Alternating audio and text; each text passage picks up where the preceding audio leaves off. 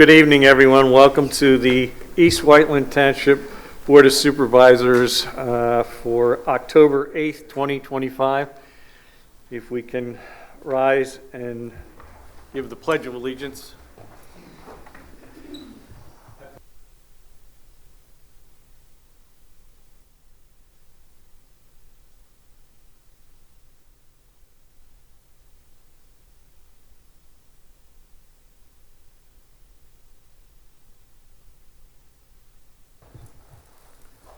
Quick introduction of our team here at the podium. On my far right is Supervisor Peter Fixler, and to my immediate right is Vice Chair Rich Orlow. On my immediate left is our Solicitor Bernadette Kearney, and to her left is Township Manager Steve Brown. We'll start off with board briefings. We held executive sessions on October 8th at 4:30, in which we discussed real estate, personnel, and legal.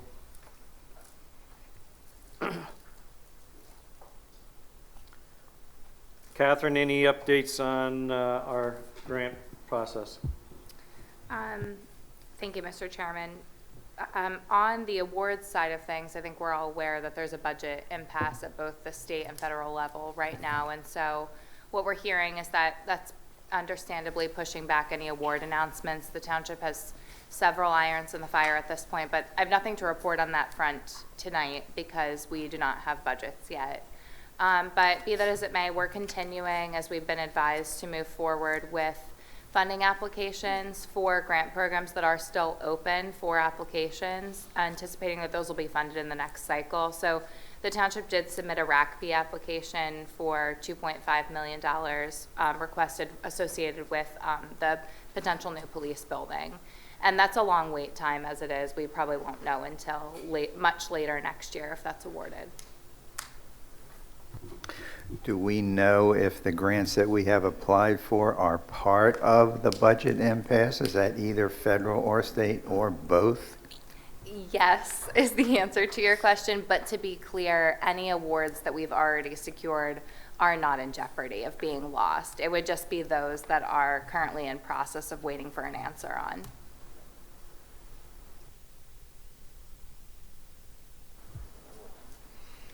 Okay.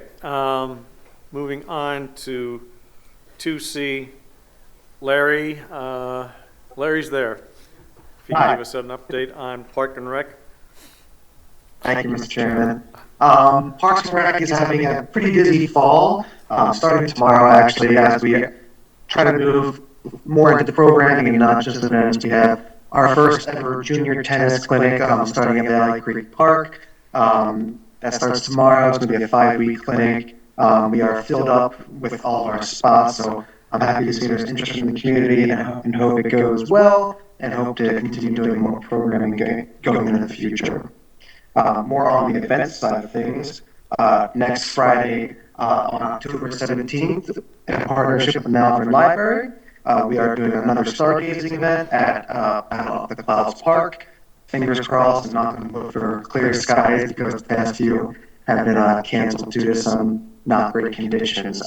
A little further out on Saturday, October 25th, in partnership with Katie Markley Parent-Teacher Organization, we are doing our Trunk or Treat event.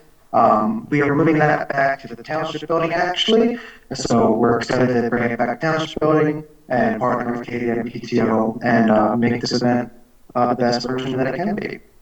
And then finally, on Sunday, November 2nd, we are having our East Whiteland Community Day. That's going to be, again, at 55 Valley Stream Parkway, where it was last year.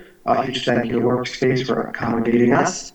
We're refocusing this event to be more community-oriented, so a lot more activities and games to bring people together. It's going to be a lot of fun.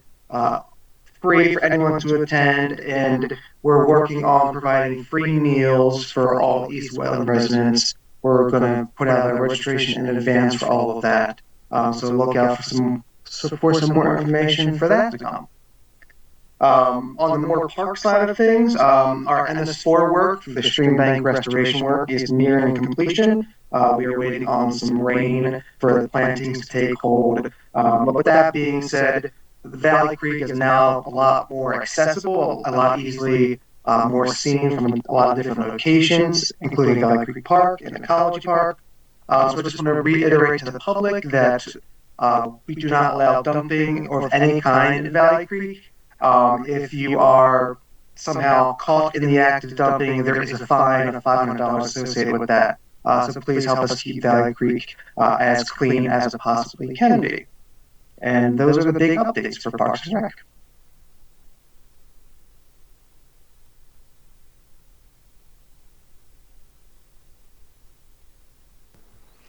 Thank you, Larry. Appreciate it.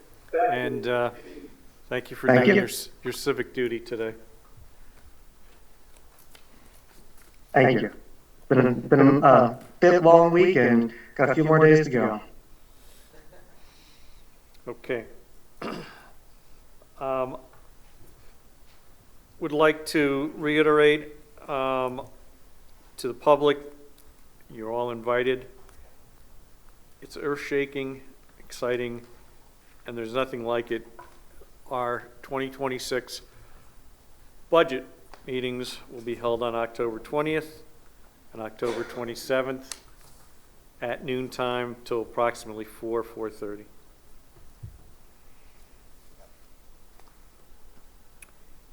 Steve, if you can give us an update on the heart and soul and the next steps. Sure, thank you.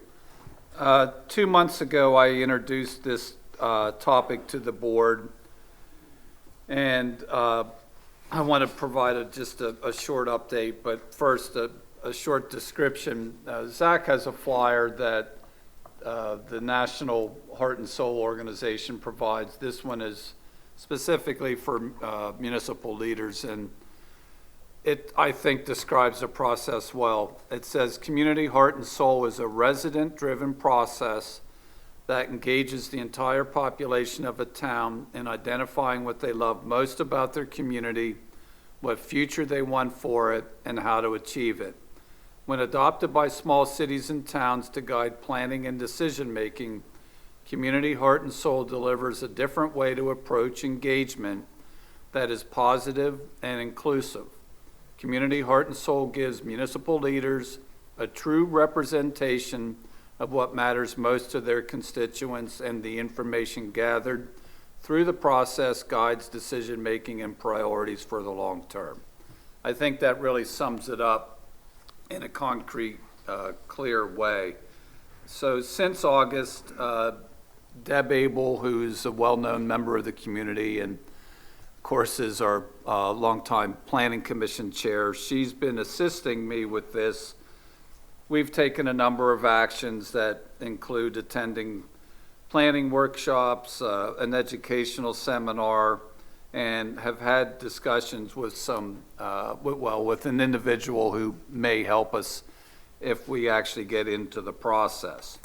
I think, as I described before, maybe I didn't, but Deb and I believe that more groundwork needs to be done before a decision would be made to move in to the application process for this, and that really would be the next step. As I mentioned in August, the PA Humanities Council is the organization that houses, we'll say, our heart and soul, because again, it's done by someone else in each state in the country.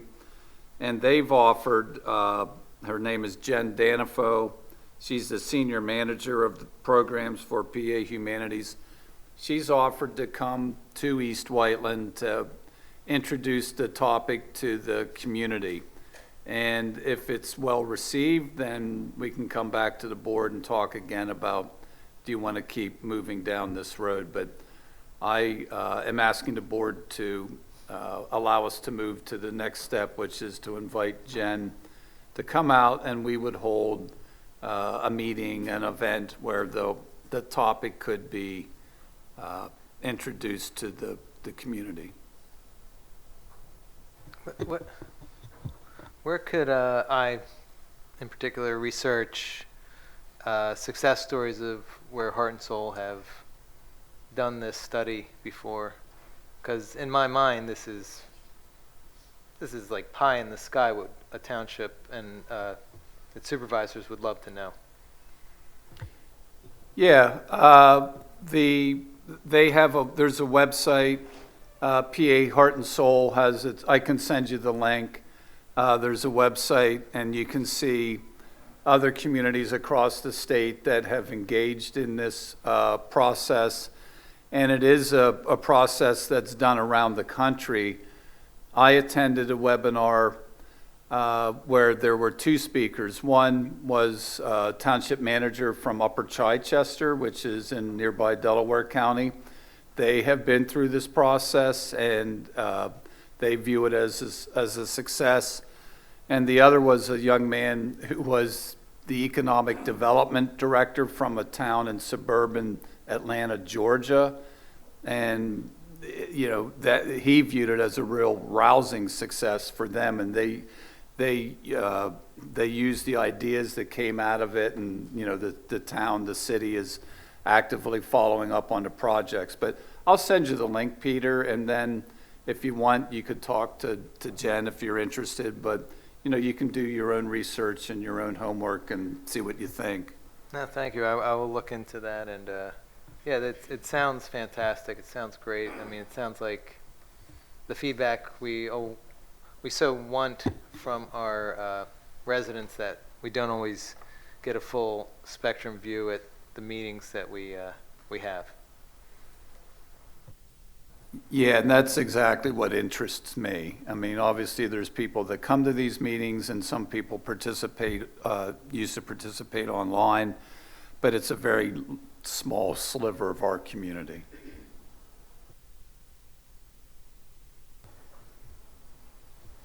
Okay, thank you.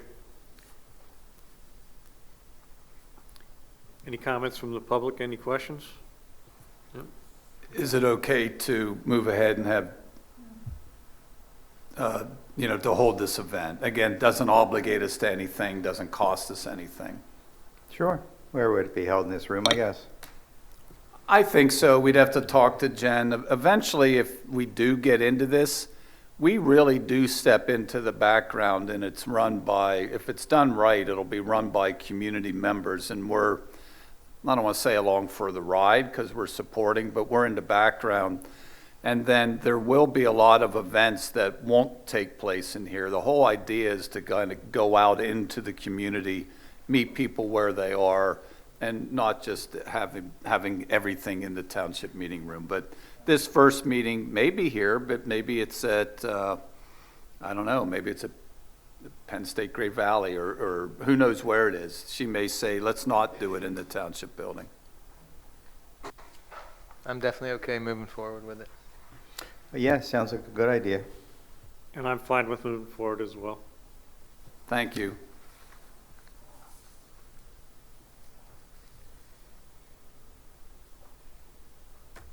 John Neal, I guess you've got an introduction you'd like to make?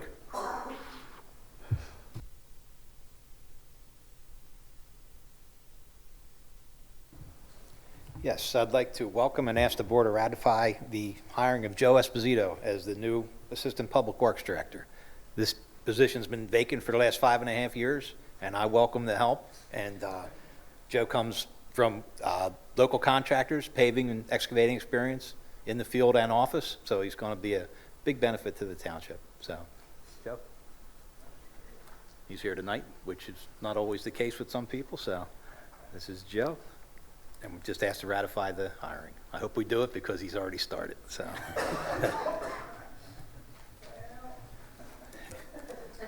Oh, go ahead. Oh. Okay, I'll make a motion to ratify the hiring of Joseph Esposito as the new Assistant Public Works Director. Second that motion. All in favor? Aye. Aye. All right, thank you. Joe, it's official. You now get a paycheck.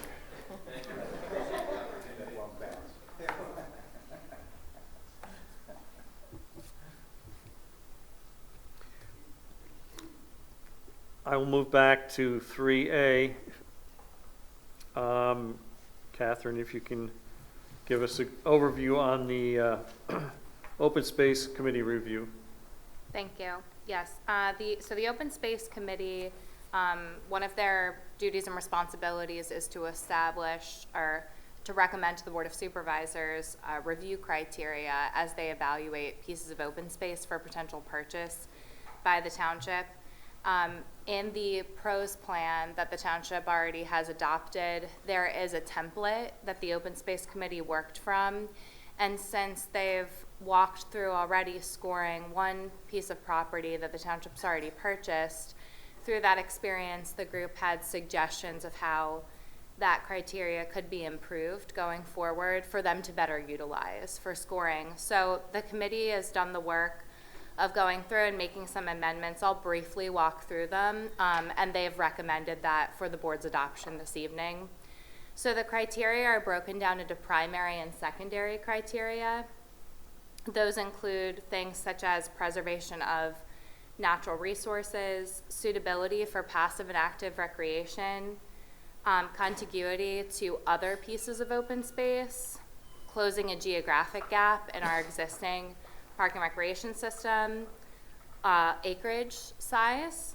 Secondary criteria are preserving a scenic or noteworthy view shed, containing a historical or cultural resource, accessibility to a regional rail or trail system, willingness of the property owner, and then there's also a series of other commentary, and this is where the committee really weighed in on that because they recognize that there may be other features or ideas that they have about the property that aren't otherwise reflected in the criteria, and that's an open-ended point system. So each of those criteria that I just walked through does have points associated with it, though there's no pass-fail. This isn't you get an A, B, C, D, or F. It's really just meant to be a guide for the committee to determine whether or not they would ultimately want to make a recommendation to the board. So the total number of points scored could be 23, but again, that's very subjective on behalf of the individual scorer. I just want to note for the board and the public's knowledge that these scoring sheets, once they're complete, are not public records. They are executive session materials of the Open Space Committee, but I just want the board and the public to be aware of generally what factors the Open Space Committee takes into consideration as they go through the review process. So you do have a recommendation from that group before you this evening to adopt this form for the committee to use going forward.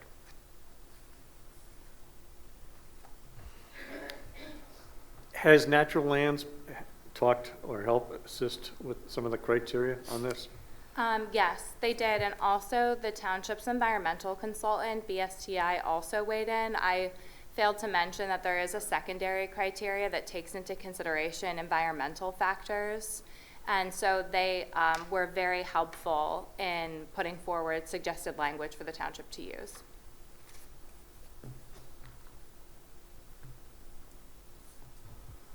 Okay. Any questions, public? Seeing none. Peter, would you like to make a motion? Yes, thank you. I would like to make a motion to approve the Open Space Committee review criteria. A second? Second. All in favor? Aye. Aye. And passes. Thank you.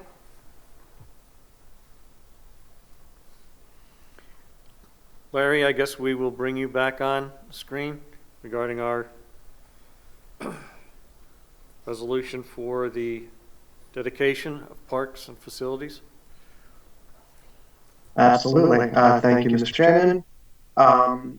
So this new policy had come to light after a few months ago we made the decision to make dedication to Chuck Barbera at Backton Hill Park. It was discussed amongst township staff that moving forward as the township is growing in open space and structures and things of that nature, that having a consistent policy in which we would essentially follow and present to the public about ways and the people that we'd be potentially naming things after.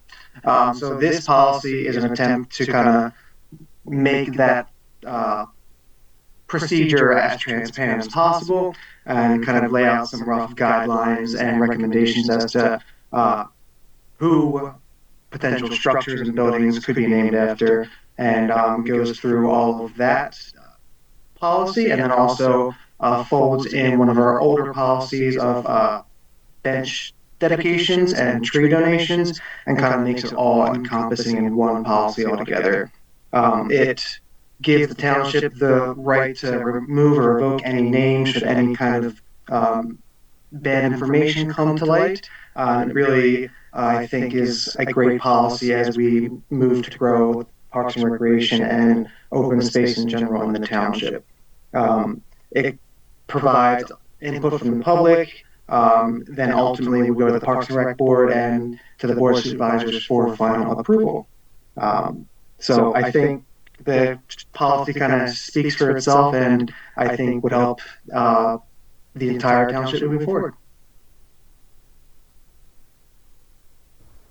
I know in the Parks and Rec meetings, there were a lot of discussions, a lot of verbiage changes. I think this is a pretty good ordinance to have that we can follow. So thanks, Larry, for leading us on all that. Absolutely. And I do kind of want to make one more comment that there was discussion about a sort of memorial wall, if you will, currently debating about being at the township building about these individuals who have potential things named after them, and giving a brief sort of biopic about why they were significant and what kind of civic duties they performed and things like that. So it's not just a name on a building, it has some context. So when people walk in, they can see why they got something named after them potentially.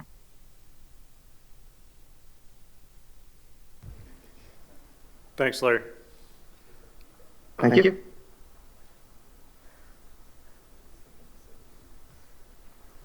Rich, would you like to make a motion to approve the resolution? Sure.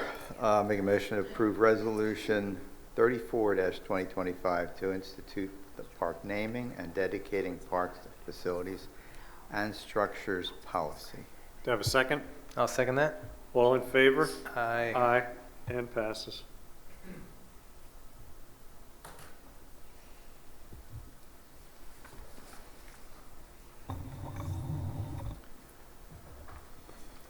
Moving on to kind of open space and kind of parallel off of our open space referendum and successes that we've had and the great response we had from the township folks in approving this ordinance. This is part and parcel of that in terms of that this particular execution of a property dates back probably over 20 to 25 years.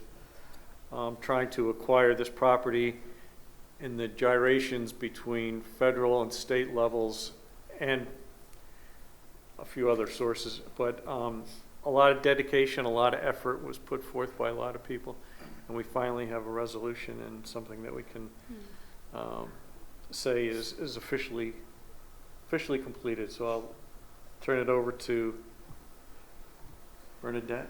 Yes, so we are aiming to close and purchase the Spring Ridge and the Balderston Graver properties by the end of this year. This is a resolution for the title company indicating that both Catherine and Steve can sign any documents that need to be signed as part of the settlement. So if the settlement sheet needs to be signed, it's just something the title company needs. But yes, I do have to give a shout out to one of the Department of Justice attorneys right before the shutdown was able to file a motion, and that day filed the motion that to amend the consent decree from I believe 2006. The case number is a 99 case number, and Judge Brody signed the order the next day. It was unbelievable. So we are really ready in a position to go forward with the purchase. I will also add one of our predecessors kind of started this project many years ago, Sue Drummond. And if she's out there somewhere listening, which she's not, but if she were, I would like to thank her for her efforts in steering this way back when. but it's, how many parcels is it again? So it's 2 parcels, it's 123 acres. 123 acres. Bisected by the Charlestown Township line. So just to orient, I know we don't talk about this very often because a lot of this is happening more on the legal side of things, but it's very much been moving forward. So that, just to orient everyone, that's 401 down in that corner, and it's off of Phoenixville Pike, almost just directly across from the middle school, high school. It's heavily wooded, as you can see, and actually extends all the way back to the turnpike. So it's a very large tract and one in which we intend to utilize for a trail system going forward. And it's almost entirely, I'll just note, because it's definitely worth mentioning, it's almost entirely paid for with grant funding. Very, very little financial contribution from the township. Do we know, are there already somewhat man-made trails there now, or we're going to do it? There are, and during our phase 1 analysis, we also found some very interesting things in the woods that's clearly being used as a hunting establishment as well. So we'll have some folks that will probably have to go elsewhere.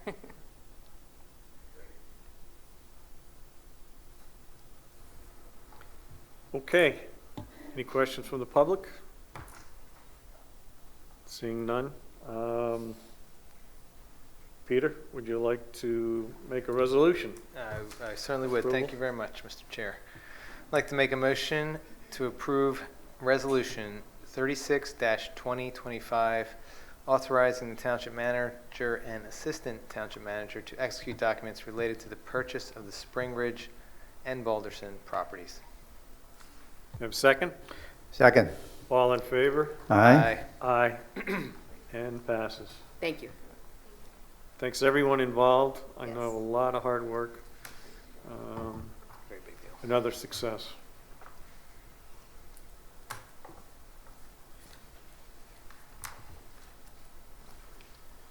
Moving on to, which I will discuss here, a letter to the owner at 51 Valley Stream Parkway. Originally, our plan was to pen a letter to property owner who was selling this 110-acre property.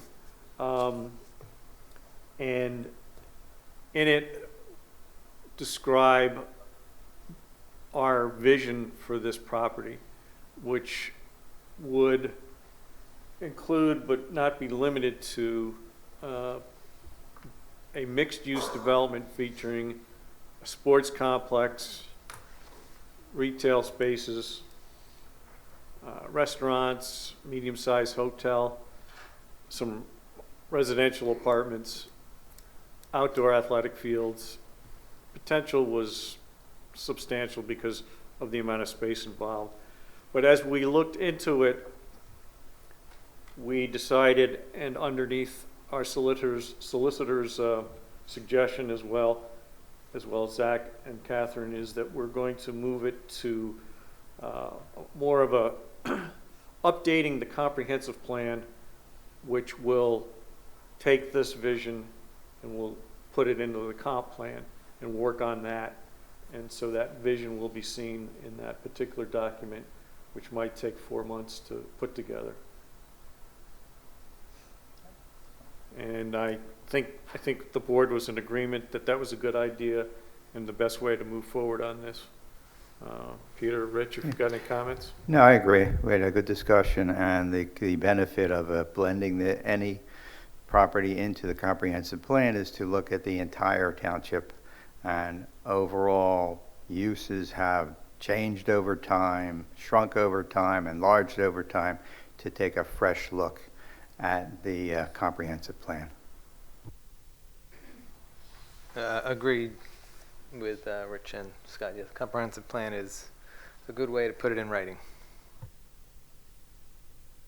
So I guess at this point in time, we don't have any motion or resolution, but I guess we could just have a soft vote of that's the plan going forward, that we would like to see planning create this under the comp plan. Would you?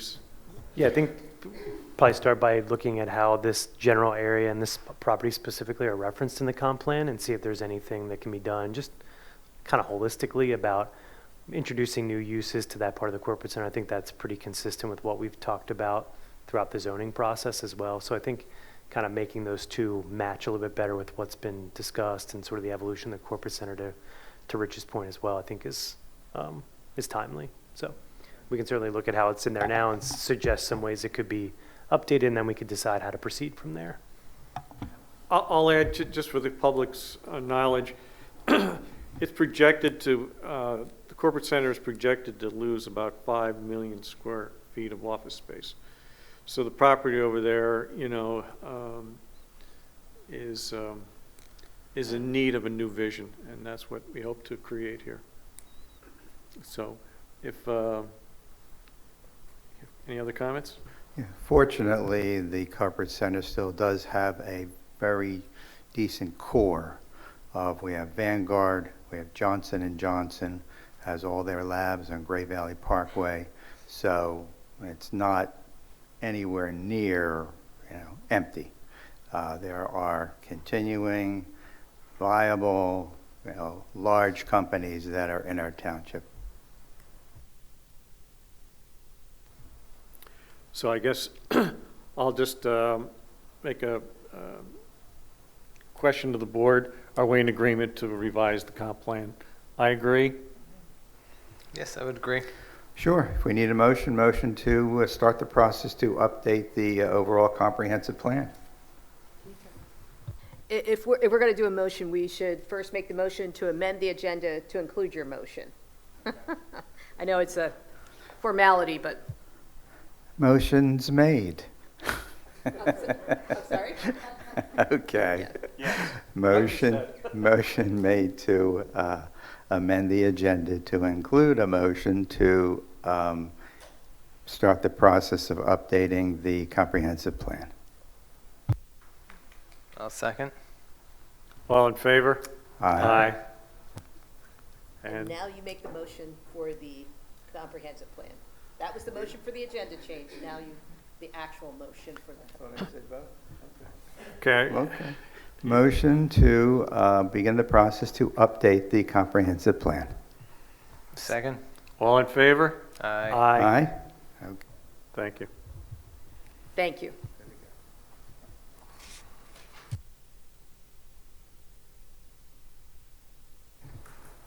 Also, just for the public's knowledge, the comp plan typically gets and needs to be revised about every 10 years, and we're right on the cusp of that. We're a little bit ahead, so we're good timing with that.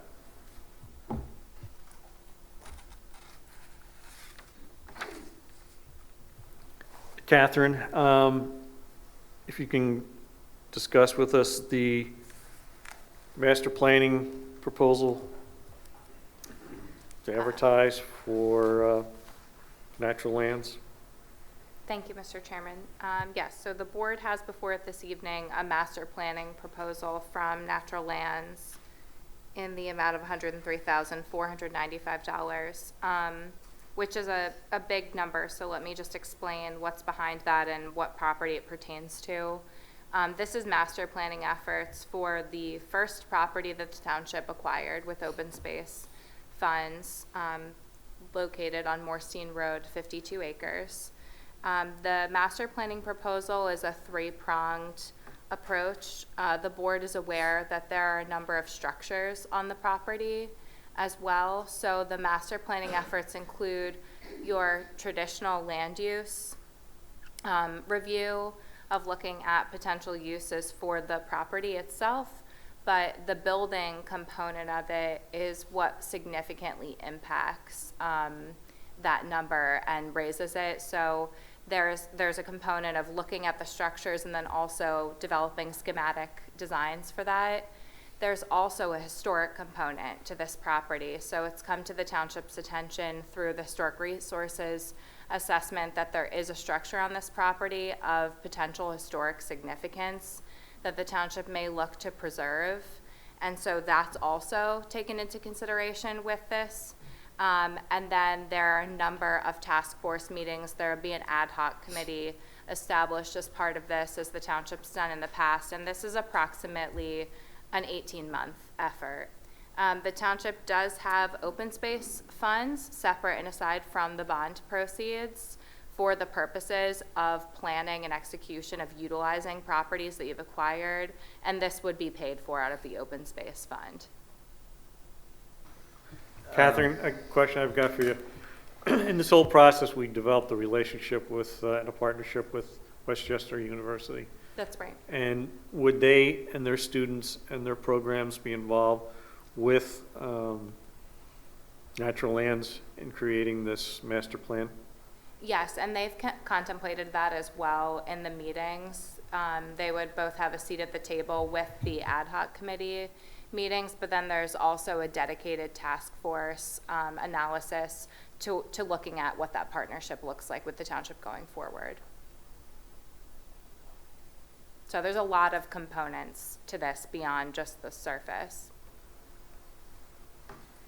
You have more to say?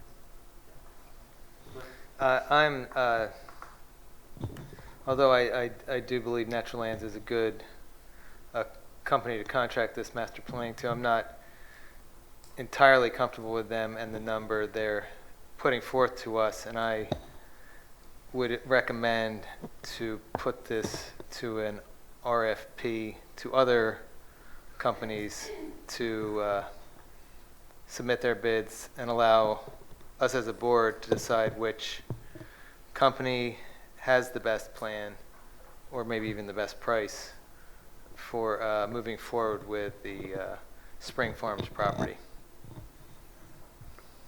What other organizations would potentially look at this? So, I mean, Thomas Committa Associates, that's one that the township already contracts with. They'd be another one who might be interested in something like this that we're already doing work with right now. Land Concepts, a lot of planner type agencies would be interested in this type of work. Have we considered the need to have all the components that are in this proposal? For like 25% of it, almost $25,000 is the task. For the indoor arena renovation schematic design and cost estimate, do we even know whether we want to use that building and, you know, put some indoor recreation in there? Are they taking this and running with it, or are they still asking us for guidance? So if you remember back to when the grant exclusion area plan was prepared that showed the structures that the township intended to keep, there was a preliminary evaluation done with that where the board identified which ones were to be demolished and which ones were to be kept. So this contemplates that plan that was already set forth and basically treats them like a blank canvas of evaluating what uses the township might want to see in those structures that were already pre-selected.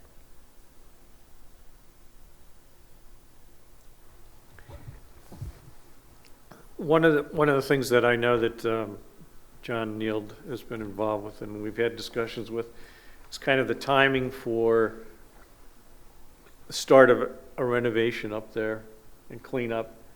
And John always felt as though that the winter of '26 would be a great point for his team because it's a bit of a downtime.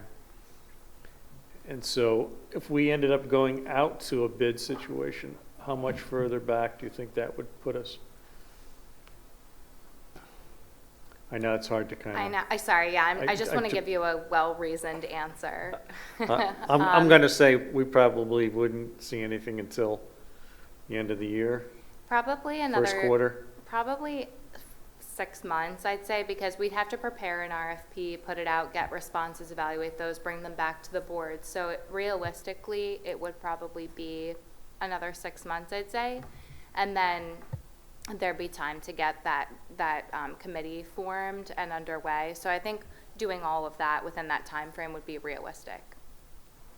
I don't believe the master planning company or committee would in any way slow John down from what tasks he knows needs to be done at the Schiffer property. They're just an idea committee. They're going to say we could put a crystal ball in the indoor riding rink to do ballroom dancing, and we could be like, that's a terrible idea. Horses were in here. It's a barn. And that's the extent of what they're offering. It obviously won't just be that, but it's only going to dictate what John can and can't do on a very limited basis, I believe. Is that correct, Catherine? That's right, yeah. Mm-hmm. I think there's also the fact that you've got some buildings that may be raised or may not. I don't know what impact they would have on the full comprehensive build-out or comprehensive plan. What's the time frame to have this, if all these chores are performed and completed? Approximately 18 months. 18 months? Mm-hmm. Wow. So there is another alternative, and I would just suggest this for your thought, is you could accept a portion of this if it's something that the board is more comfortable with. I don't know if that addresses the concerns that were raised by Peter. But the natural lands work in and of itself is $37,300. So that would not include any of the structure evaluation. So that would just be the land. That might be a way to get started on it. The township could always select its own architect. It could be evaluated outside of that. It's not ideal because, you know, they've put together a package, but they'd be willing to accept that piece of it. So it's just another suggestion for the board to consider. John, I'm going to put you on the spot a second. I know you're over there going, no, he's not going to call me, is he? Do you have a strong opinion either way? You know, based on, again, time frame, your crew, and what you've spent a lot of time up there evaluating the property. I don't think this process is going to affect, we're mostly cleanup. It'll be cleaning up the fields, all the dead trees, you know, that type of thing. We're not going to be tearing buildings down ourselves. You know, we're not going to be doing, you need the plan to turn that into something for the community. We're really just, once the tenants are out, we're going to make sure everything's cleaned up, and there's a lot of cleanup to do. So. Right. Okay. All right. That's good to know. I might lean towards doing the initial part with natural lands and then take the second piece, the more costly piece, out to bid. That might be my recommendation. I don't know if, Peter, you would agree with that or not, as a compromise. I guess that could be a compromise. Like I said, I would feel more comfortable as a taxpayer, not just a supervisor, to know that my board looked for the best price option and not just what's easiest to do. And that's why we submit this for an RFP. That's where I'm coming from. This property is not going anywhere. It's ours. It sure is not under anything that. What was the process to get to this point? Sorry, could you say more on that? And How did we come up with choosing so far? So Natural Lands is the township's consultant to the Open Space Committee, so they are most familiar with the inner workings of how we've gotten to this point, the most knowledgeable, I would say. And they did work on the master plan for, Backton Hill Park. So, I mean, I understand Peter's point, and it is a good point, but they're very familiar with the township, and we're familiar with them. And as Catherine just pointed out, they are our standing consultant. Yeah, I'd be okay with going the first step to natural lands. It just seems that the 25, maybe $30,000 just to come up with renovation schematic design seems high, because that to me doesn't sound like full construction drawings. That's the price to me of full construction drawings. So I'd be okay taking the first step. Okay. Any questions from the public? Comments?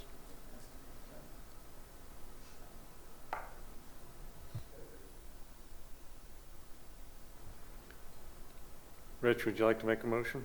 Yeah, I'll make a motion to approve the national lands component of this proposal called, what's it called? Schiffer Ridley Spring Farm Master Plan Proposal. Is it a phase one or part one or? I would just describe it as the natural lands portion and a not to exceed of 37,300. Okay, so moved, amended. Do I have a second? I second it. All in favor? Aye. Aye. Nay. Passes 2-1.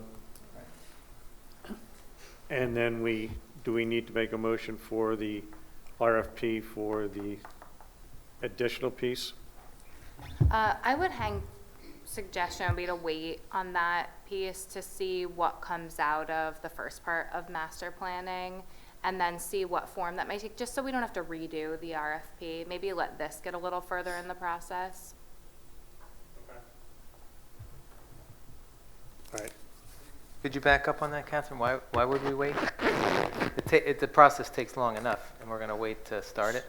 Sure. I mean, if that's something, if you think that we'd move forward on it now, we could put it together. But I was just thinking maybe we see what comes out of the first part of what natural lands does to see what we do with the buildings. Meanwhile, it won't hold up any of the demolition work. Sort of the thought process behind it. It'll allow us to get some of that work completed. Okay. Okay. Thank you.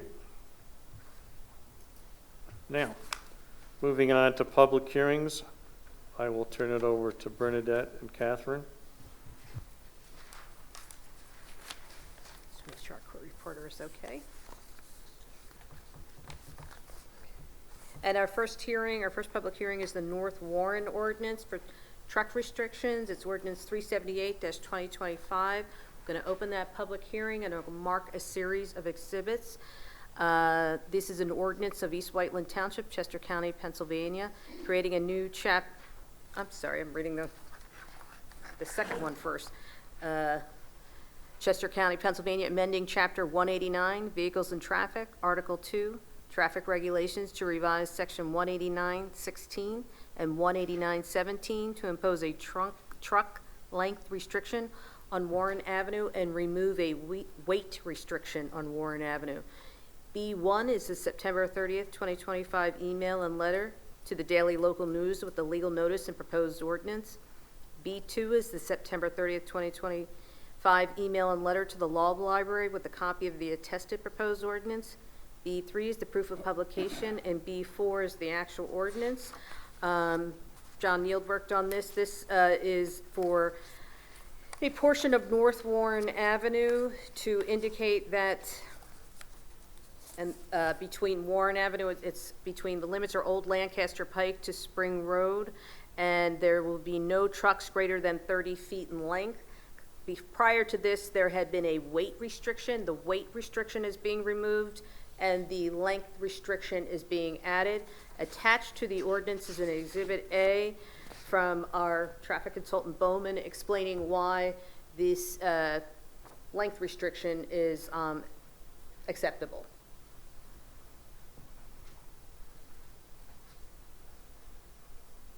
I don't know, this will go into effect November 1st. John and I talked about that. This ordinance will go into effect November 1st in order to obtain signage to indicate the length restriction. And just for the public, one of the first things that I asked was, what's going to happen with the kids and the school buses, and I was advised by John that there are no bus routes on that road at this point in time.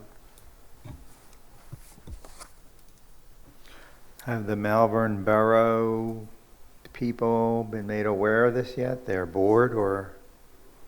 Yes, in fact, Donna, I think you were asked twice, and provided the ordinance to them.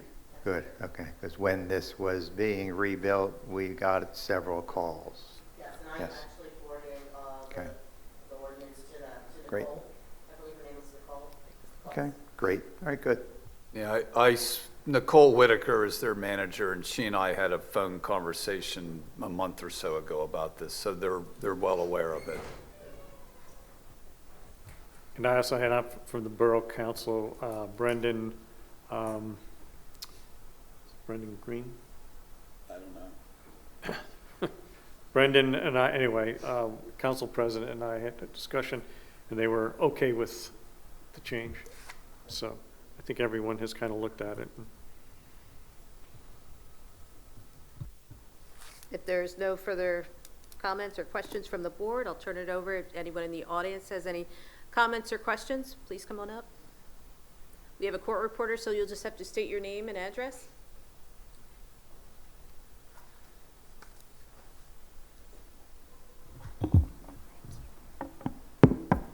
Hi, yes, Barbara Arnold, 31 Fonstock Road.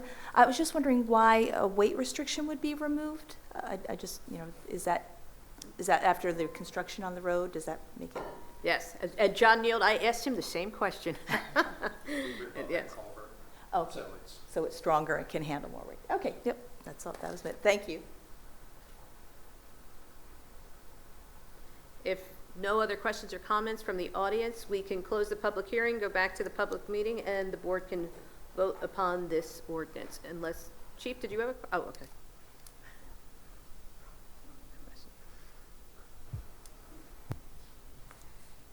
Okay, we're back. Any other questions, gentlemen? I have none. Okay, Peter, would you like to make a motion? I would, thank you. I would like to make a motion to approve the North Warren Avenue ordinance for truck restrictions, ordinance number 378-2025. Second? Second? All in favor? Aye. Aye. And passes. Thank you. Our second ordinance of this evening is the Fire EMS Department ordinance, ordinance number 377-2025. This is an ordinance of East Whiteland Township, Chester County, Pennsylvania, creating a new chapter, Chapter 89, Fire and Emergency Services, to formally create a new department to be known as the Township of East Whiteland Department of Fire and Emergency Services. The following would be marked as exhibits. B1, the September 30th, 2025 email and letter to the daily and local news with the legal notice and proposed ordinance. B2, the September 30th, 2025 email and letter to the law library with the copy of the attested proposed ordinance. B3, the proof of publication. And B4, the ordinance. And just going to give you the highlights of the different sections. So this includes a purpose section, a definition section, Department of Fire and Emergency Services is created, the authorized activities of the department and company, the Chief of Fire and Emergency Services, there's the Office of the Fire Marshal, the Office of Emergency Management, there's Incident Command, member qualifications of the department and contract emergency service providers, such as ambulances. The ordinance also references volunteers and how the volunteers fit into this.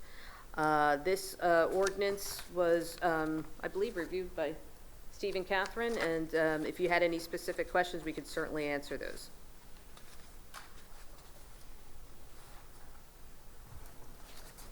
I think this is a topic we've kind of discussed over the last few months, and has come to kind of a consensus among everyone to craft something like this that we think is fair and beneficial to everyone. So it's a little background on it. Agreed. Rich, would you like to make a motion then? Let me just ask, What? anybody in the audience have any questions or comments? Certainly come up. Hearing none, we can close the public hearing and go back to the public meeting, and then, yes, we could make a motion.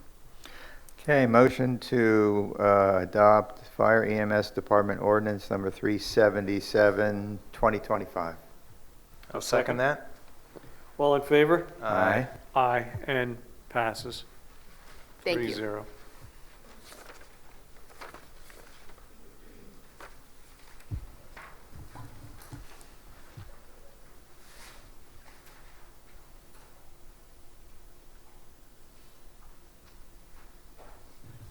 Continuing on, we have a public hearing for the Comcast franchise renewal. Thank you. This public hearing is held pursuant to Section 626 of the Federal Cable Act, sets forth the process for franchise renewal. The township's current franchise with Comcast is within the industry norm renewal window, and the township is beginning the process of renewing the franchise. This public hearing is part of the preliminary portion of the franchise renewal, in which the township reviews the cable operator's past performance and identifies the township's future cable-related community needs. As such, as part of this public hearing, comments are invited from any citizens who wish to speak regarding either or both of the aforementioned subjects. Franchise renewal is the best opportunity for municipalities to assert their rights with respect to their cable operator and to obtain important benefits in return for granting the cable operator the right to use their public rights of way. So I'll just mention some of the benefits. They are state-of-the-art cable system, strong customer service standards, free services for community facilities, better reporting requirements, maximized franchise fees, public educational and governmental or PEG channels if desired, legal protections of the rights of way, and better mechanisms to enforce the franchise agreement. These are just some of the potential benefits that are worked on through the franchise renewal process. We will now open up the hearing to any comments from the board or from the public. I have a question. Do we ever even use the community channel? I think No, it's we don't. 9 something. Yeah, Okay, we I don't didn't think use so. it, no. Okay, all right, okay. I do want to just note one thing, because this doesn't happen very often, but as part of this process as well, there's something that's prepared that's an audit, essentially, of the homes pass list, and that is meant to capture any homes that may not have been incorporated into the revenues that the township's receiving. So we did receive an advance copy of that audit, and it does seem that there were some homes that were missing from that list. And typically we see this a lot in Pennsylvania because of the unusual way our town names don't correlate to our township names. So there were some properties that were misattributed to other municipalities that the township will get some small revenues, but there will be some adjustments. How does that work? We pay in our cable bill to Comcast, Comcast pays some of that to the township. That's right, So we pay the township. that's right. Okay, all right.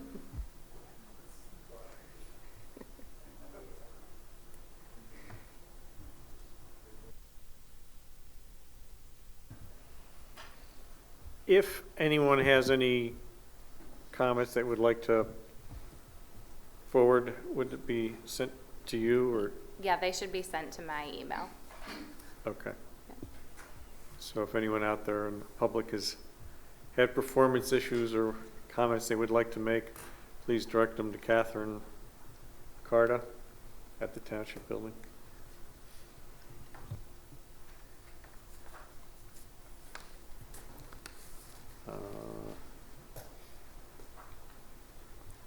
Any other public comments? You're still in, right? So you can close the hearing then.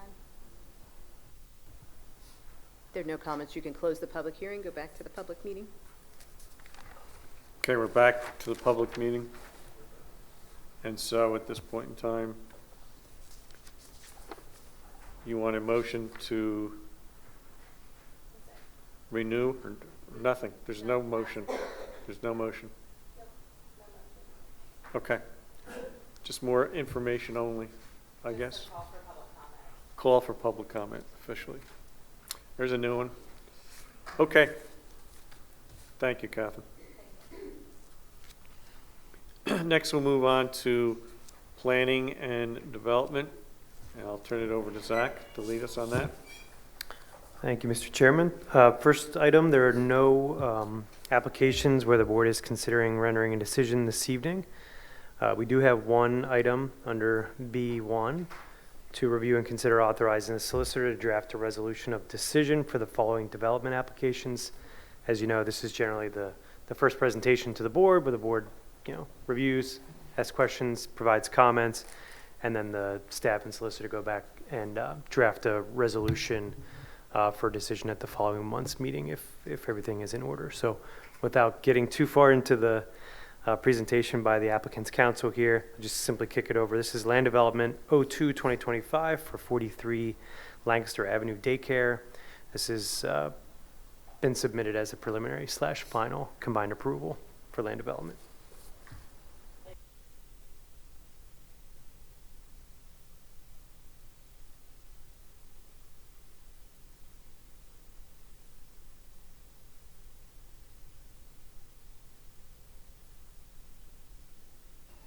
And Leonard, I do have the rendered site plans and such that were used at the Planning Commission meeting, so I have those on standby if you need. They are identical.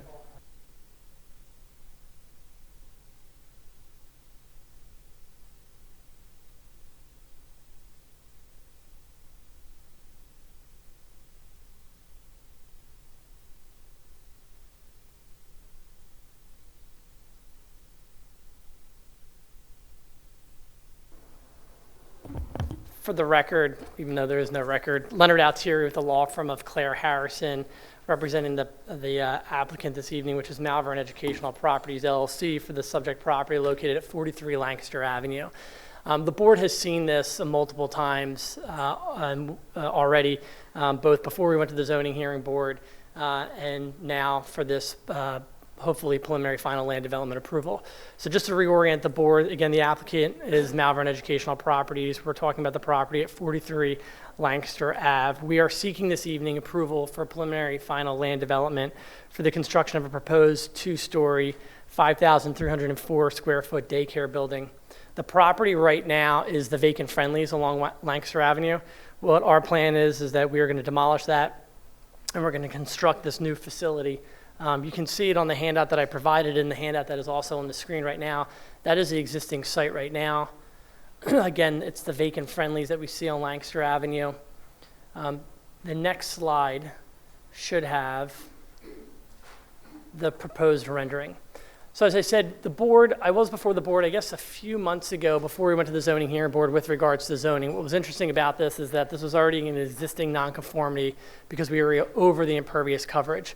With this application, we actually are reducing the impervious coverage, but we're still over the allowed amount. So we had to go to the zoning hearing board. This board voted not to oppose us, and we did get the approval from the zoning hearing board with regards to the impervious coverage. We were at the Planning Commission last month. We were presented to the Planning Commission. They did vote to give us a vote for recommendation for approval of the preliminary final land development application. We are in receipt of all the review letters from the township. All of them will comply. We will satisfy all the comments that are in there. We are seeking this evening 5 waivers, which I'll allow our engineer and our civil team to discuss in greater detail. But that is the application in a nutshell. I know that there was also some questions when I came to this board prior to the zoning hearing board about the turning into the actual property. We do have our traffic engineer who's here as well, and he can answer any questions that the board might have. So from a high-level overview, that's what we're looking at. That's what we have. And again, I'll turn it over to our first engineer. It'll be our civil engineer to talk about the waivers and to walk through that.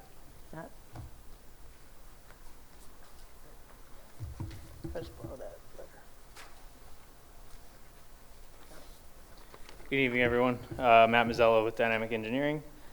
So as Leonard said, we actually have 4 waivers, not 5, but I'll run through those real quick, and then obviously any questions I'm happy to answer. So first one is Saldo Section 175-17. That is a waiver to do a combined preliminary final land development application. Our plans are designed to the final criteria of the ordinance, so that's why we're seeking the combined preliminary final. The second one is Section 175-30E for street trees. So we have a waiver for the number of required street trees. The ordinance has duplicity for the requirements, so there's actually 8 required along the street frontage. We only have 4 proposed, but we are providing the supplemental trees on site. So they're not, it's not that we're not providing them, we just can't fit them along the frontage between utilities, stormwater, and our driveway. So again, they are on site, they're just not along the street frontage. Zach, is it required that they have trees planted along the street per the ordinance? Okay. The reason I ask is I know that there's communication and power lines run along that side of the road, which often eventually interfere with trees, which a lot of times renders them not as pretty as they should be. Do we allow them to dictate what trees they may plant to not run into that problem? I'm sure Yeah, I mean, you may or may not have thought about that, but that always is one of the... We had our landscape architect look at it, but if there's a species that the township would prefer, and I don't have anything preferred. Okay. I'm just hoping that in your plans, which I agree with, they sound great. I hope that's not Yeah, overlooked. we'll double check that on our side with the landscape architect again, but yeah, I would agree with you. We obviously don't want like a red maple directly under the lines or something That like would that. not so. be good. Yep. Yes. Yeah, our landscape architect generally does weigh it, like even though our approved planting list in our code, you know, the applicants follow that. There's some things that over time have become like they just don't do well here. So Dave generally does weigh in on species based on location and conditions and things like that. So I'm assuming that we're okay, but I will work with the applicant to confirm. And we that. do have a clean letter from him on the review. So. Again, I think everything looks great. Just Yep. I know the power lines there, just a general concern. Totally agree. Something that might be overlooked. So the third one is Saldo Section 175-41 2A1. Provide the sidewalk verge area along the right-of-way. So it's a little bit hard to see here, but the sidewalk, due to some of the existing utilities, the width of the right-of-way, and the existing signage out there, our sidewalk had to kind of meander closer to the right-of-way to go around the existing signage that's there. So we're asking for the waiver just to meander that sidewalk as necessary to avoid existing structures out there. And then the last one is Stormwater Management Ordinance, Section 170-306J4. All infiltration practices shall be set back at least 20 feet from a property line or right-of-way. We did not have infiltration on this property during our testing, so we have an MRC basin under the parking lot. And with our MPDS, well, we actually don't have MPDS, but Chester County, we do have MPDS, my apologies. We want to try to maximize infiltration or evapotranspiration when you're doing an MRC basin. So we proposed an rain garden at the front of the site. It was one of the best spots we had to try to maximize our evapotranspiration on site. So it is closer than 20 feet to the property line. It's a smaller basin, will be planted in the bottom. And we're trying to maximize those credits for stormwater in lieu of the use of the MRC basin. So that's what that waiver's for. And I think that's all for, unless I missed something, but I'm happy to answer any questions on those. I'll just note, the only waiver request that wasn't specifically called out or supported, I'll say, by our consultants was the waiver related to the verge area, the sidewalk here, the third one that we walked through. Bowman does suggest relocation of the sign. I know this is not as simple as it sounds likely. That sign, I believe, belongs to somebody else. You're taking access onto their road. So I know that there's a bit of a situation there that you're trying to be mindful of, but I just wanted to make sure the board was aware that Bowman was specifically requesting that they confirm headroom clearance and or relocate the sign. So and we did confirm headroom clearance on the sign. So as long as we have headroom clearance, I'm good with the verge. I think their concern is just that it gets a little close to the roadway here. That I think is the genesis of their comment.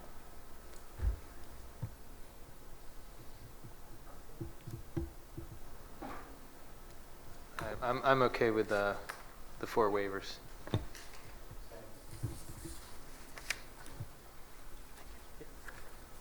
Would you like to hear from the traffic engineer? If there's any questions. I don't know if he necessarily has a presentation, but, yeah, okay. Sure, I'm gonna lead in, so maybe he can address just some of these that he'll describe a little better. For Peter and Rich's sake, is that I had some concern with accessing Route 30 right turns out of the building with people maybe going down the road west for a short distance and doing a U-turn to come back east. I had a concern about that. And then I also had some concern about the stacking that could potentially appear on Route 30 as you're heading east and to make a left into the daycare, especially in the morning when traffic might be the heaviest going east to Vanguard and different locations. I had a conversation with Zach and Brittany and with our traffic engineers, and it was described to me, and my issues were resolved, but maybe you could touch base on how you looked at and resolve any of those issues for Peter and Rich's Yeah, sure. edification. I'm Kevin Savage with Dynamic Traffic. I guess the first thing on the right out onto Route 30, I think it's important to note that there is cross connection on the northeast portion of the property to the adjacent property, and that ultimately provides a connection to the east to Moore Hall Road. So I think anyone that does want to make a U-turn and head east on Route 30 or north on 29, obviously does have the ability via that internal cross connection. So I think, to us, that was kind of a very important access management point for this property. I think without that, you would see probably the illegal U-turns or U-turns further west on the corridor.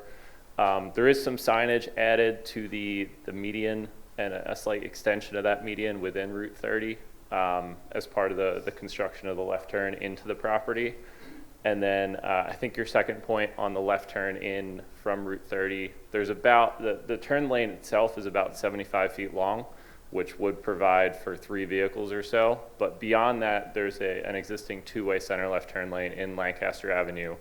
So if for example, additional vehicles did stack there, they would still be able to stack outside of the travel lanes, within that 2-way center left turn area. The adjacent property, I believe, is a self-storage facility, so pretty low traffic generator. So there wouldn't, based on our observations, we wouldn't anticipate a lot of traffic, turning into or out of that access point, really conflicting with anything, any vehicles queuing beyond the length of that turn lane. Just to clarify for people that may not be able to see the map as well as we can with the handouts, that extension of the cement median will not extend in front of, I think it's Volpe Roofing. It's driveway, so that people traveling westbound could still make a left into their business. Is that correct? Yeah, correct. That was designed with input from the Township traffic engineer and PennDOT to, be extended slightly to avoid, try to prohibit the U-turns on Route 30, but still allow the left turns into those existing businesses as they are today. Thank you.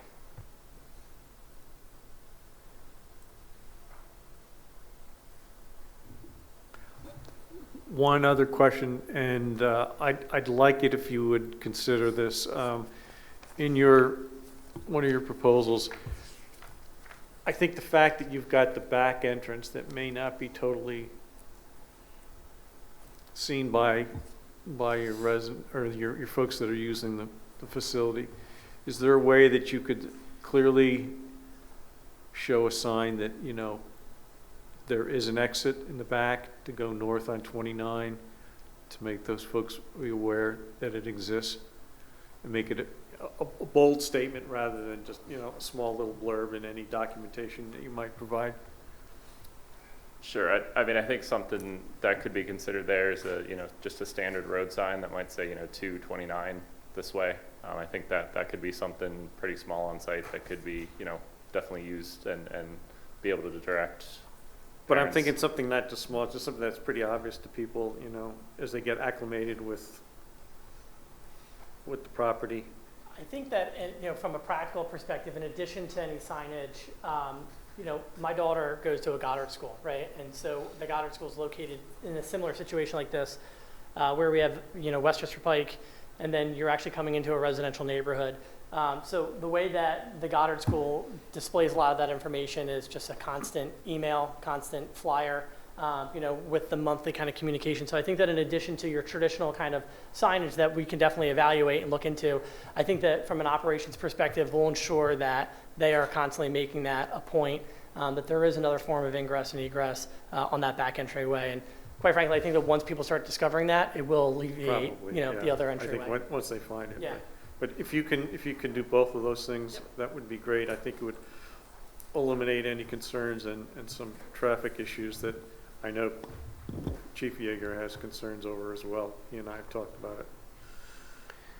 So, Leonard, one option might be to incorporate those into the traffic and circulation plan that you guys had, just sort of like 5 points that you had said you would sort of integrate into the operational aspect. One additional might be to just ensure that like all the customers, if that's even the right word, know that they can't park along Valley Brook. It's not super narrow through here. I wouldn't anticipate a lot of that, but just want to make sure that everyone knows that like this stretch of road is off limits and all parking has to be done on site. And I say that more just from like an operational standpoint. If anyone's carrying in a 20-month screaming child, they're not going to park that far away to get them into school. I can assure you that. Yeah, I've been there. Yeah. I don't doubt that, but people also do weird things in parking lots. They do. So, We'll make sure that they stress that point as well. Can I ask a quick question? Sure, sir. Which driveway do you plan on using to get to 29 North? Like there's two there. There's two driveways. One that comes right here and brings you straight out to 29. And if people are going to start making a left there, that's going to be a problem in the morning. But if they go all the way through and cut in front of the, what I guess would be apartments by then, they're going to come out to a traffic signal at the Vanguard light. And that's definitely preferable for us because the area where they're going to be coming out onto 29 up here is a really bad area because people coming off of 30 westbound onto 29 north, everybody's fighting for like 3 lanes. And I think we discussed that before, but I know it just doesn't seem it would work. Yeah, that left would need to be made from the traffic signal. The southern driveway there is a pork chop island that does limit it to right in, right out, but there's also a concrete median. So, I mean, you need to essentially drive over a concrete median to make the left, which wouldn't be allowed. Yeah, so I just want to make sure your signs are going to say that. They're going to send them Understood. all the way down to the traffic signal so that people don't. Got it, understood. I don't think there's, can you go up a little bit, Zach? I don't think there's concrete. here? There is concrete there? And in the center of the road, there's a concrete median. And if there's not concrete, there's pretty much a stack of cars, in my experience. My point. Okay. So again, if there's no more questions for either the civil engineer or for the traffic engineer, what we are seeking this evening is approval of the preliminary final land development application.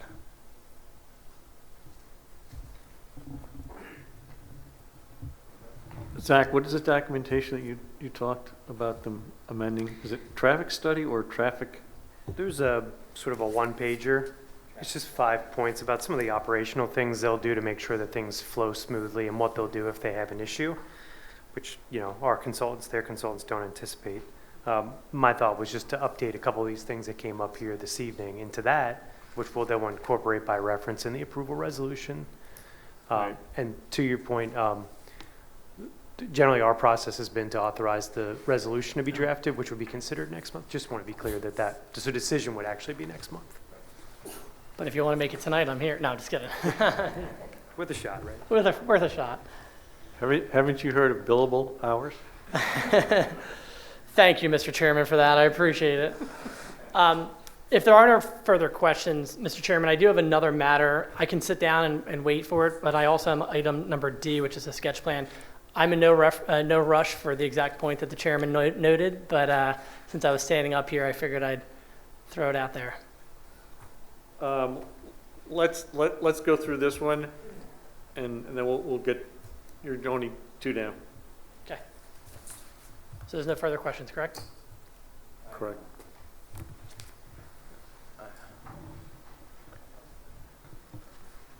I mean, are we? Yeah. I'm comfortable making a motion to Yeah. approve resolution. Yeah, Yeah. with that one change. Of course. Authorize.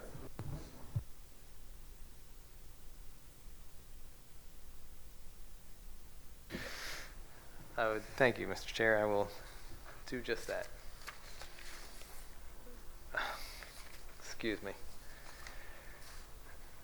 I'd like to make a motion to authorize the solicitor to draft a resolution for the land development 02-2025 for 43 Lancaster Avenue daycare. Zach, help me out with the approval of, what am I? Just a motion to authorize the solicitor to draft a resolution. The draft resolution. I thought I had to include the changes, the operational changes. Oh, sure, yeah. How do you want to phrase that? Conditioned upon condition compliance upon, without the review comments and the review letters. condition upon with And the review the comments and review adjustments to the traffic and parking management plan. letters. And with adjustments to the traffic and parking management plan. Is that everything? And granting the waivers. And granting the waivers. The 4 waivers as presented. Thank you, Rich. Sure.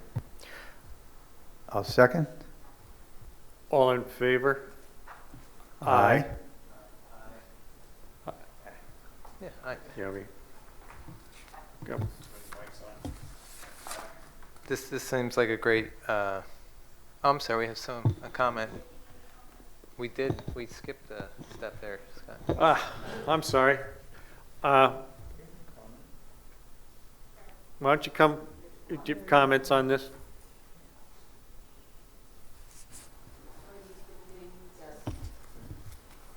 Carol Armstrong, Howell Road in Charlestown.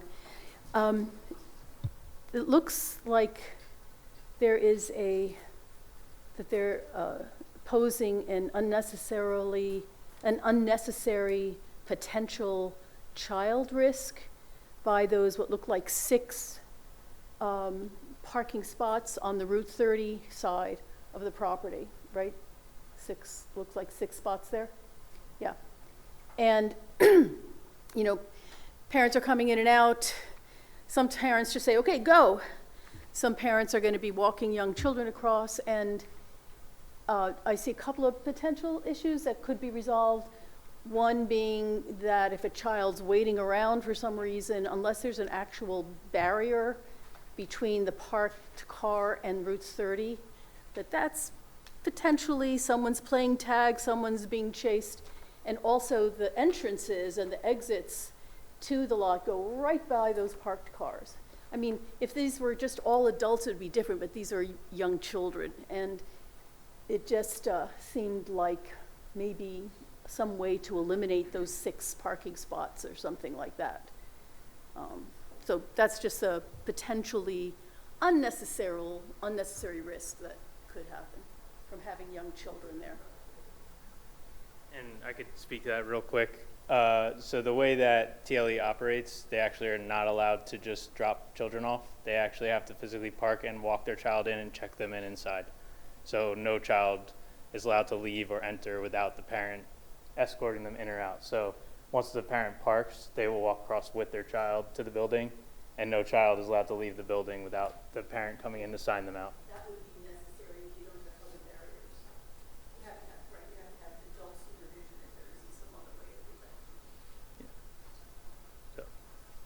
Yeah, you're welcome. Because it's a dangerous area with cars going in and out.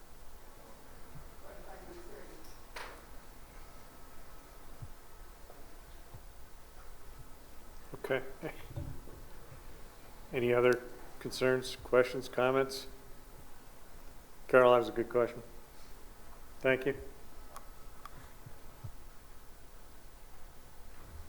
All right, Zach, move on. Yes, so the next item here is just an extension. This is for the redevelopment of the importer site. This came through conditional use a few months back. We're still waiting on a resubmission. They submitted a few months ago. We issued one round of review comments. We're expecting a resubmission next week, so we've requested an extension to carry this to the end of the year. Depending on the timing of that submission, that actual shot clock for the township, the deadline rather to make a decision will actually probably go into next year. So I just wanted to give that context. I certainly don't see any problem with the extension on that.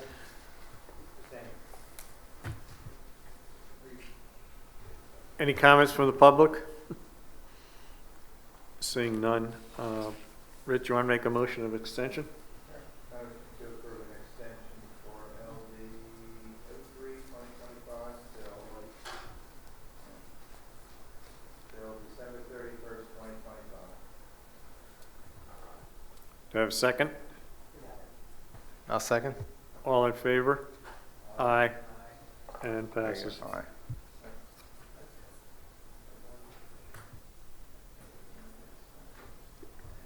Is it December 31st or January 31st? December. It is December. I think our previous version wrote January. Yes. Yeah, what they sent back in their letter said December, but again, I'm confident that by the time they actually resubmit, the 90 days will carry us beyond that anyways. I'll use the current one like I should. That would be good, wouldn't it? It's best practice. Yeah. When in doubt, use the current one. Okay. Good catch, though. I'm impressed, actually, in a weird way. Okay. Moving on with our car wash. Sure. This is a sketch plan review for Spark Car Wash at 141 South Morehouse at the corner of 29 and Swedesford Road. As with the last one, I'll kick it over to the applicant's legal counsel to kind of walk through the application. This is a sketch in advance of filing a zoning hearing board application for some of the zoning relief that's necessary for this project.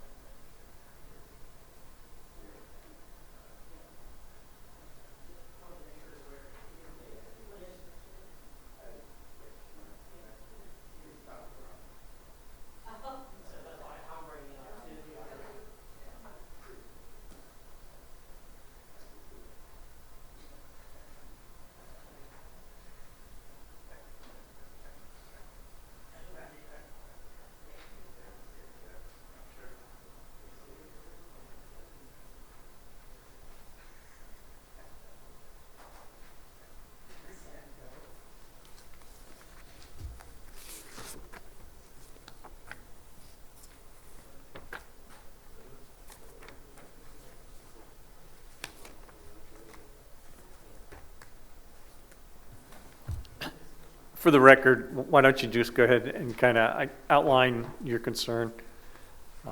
Nothing major. Yeah, no, nothing major at all. So thank you very much, Mr. Chairman. Just a point of, I guess, record, just so we're clear here. So our engineer, Nick Lewis, is employed by Bowler Engineer. He does work with the VMTD partnership, the Piazza Group. So he did just want to bring that to Mr. Orlo's attention. Nick, I believe, has had only minimal contact with Mr. Orlo, but recognized the name when he got here this evening. So I wanted to bring up that there is going to be a conflict with that, with this application. So just wanted to make Mr. Orlo know about it before I made that public announcement. That's what I was having that conversation with him on, so that no one was caught flat-footed. Yeah, I understand. And it's actually VMDT, not VMTD, but that's okay.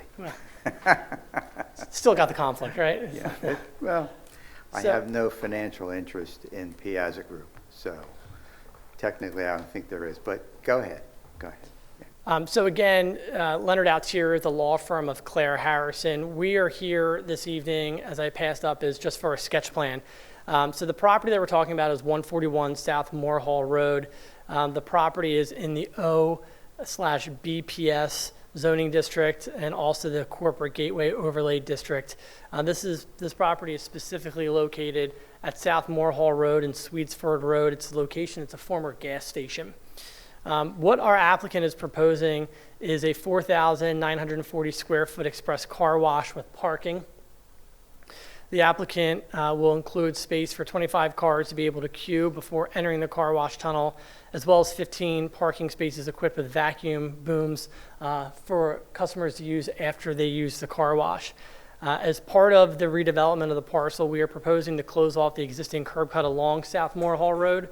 So the only point of ingress and egress will be a right-in, right-out along Swedesford Road, which is located planned north of the screen that we see here.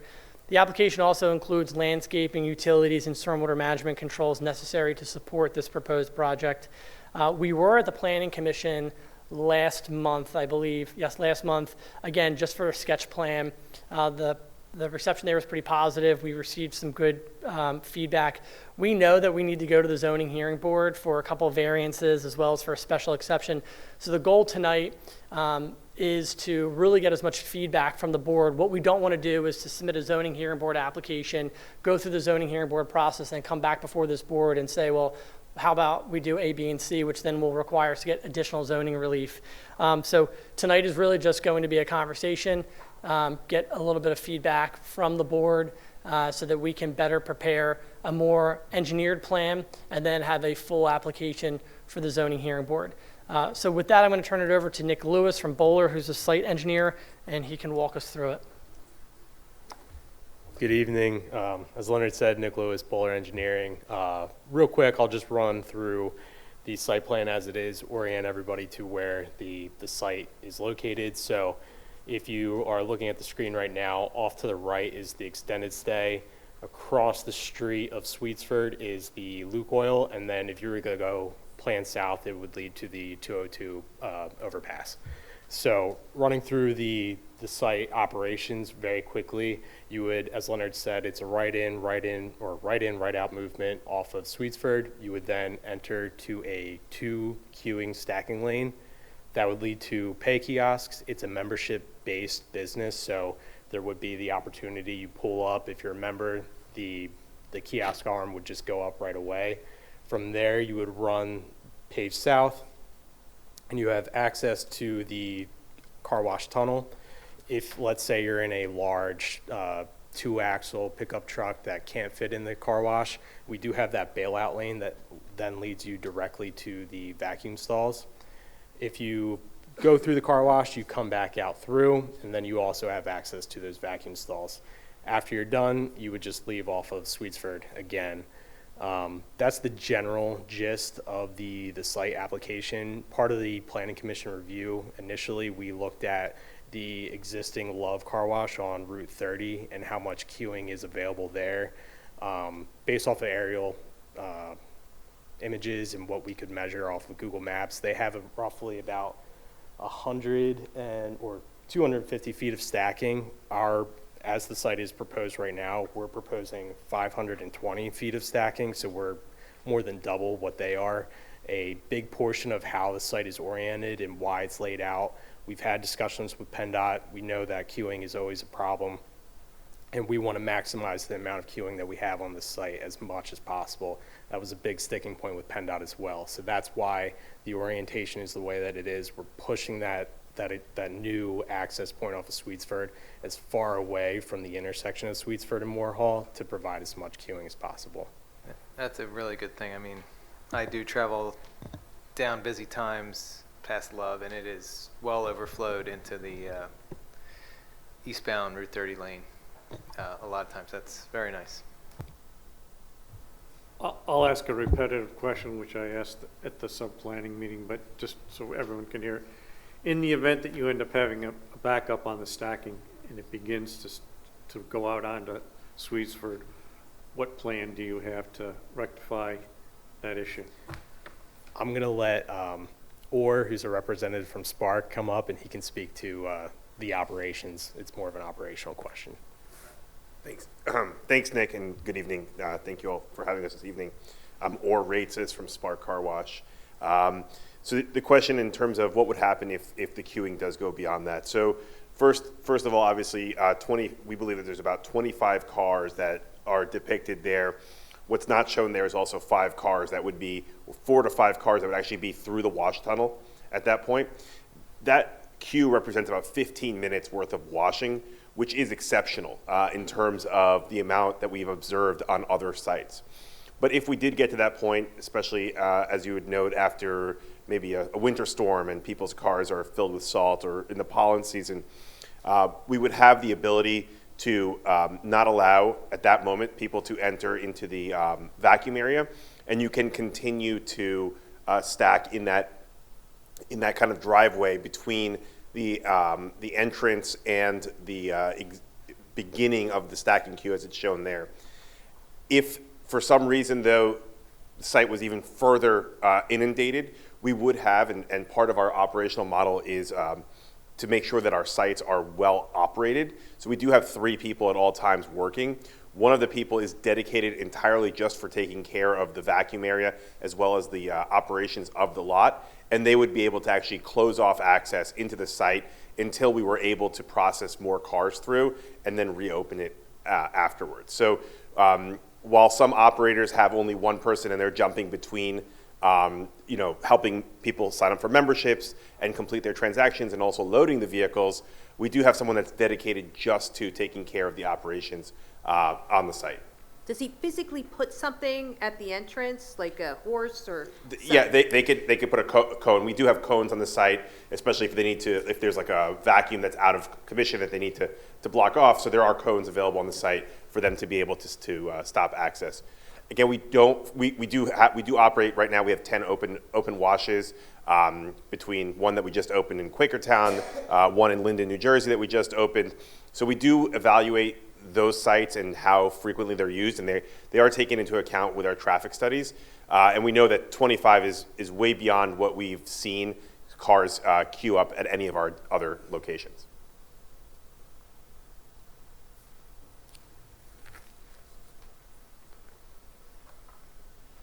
There is one item that I do just want to talk about with regards to the sketch plan review letter that we received from Bowman dated September 25th, 2025.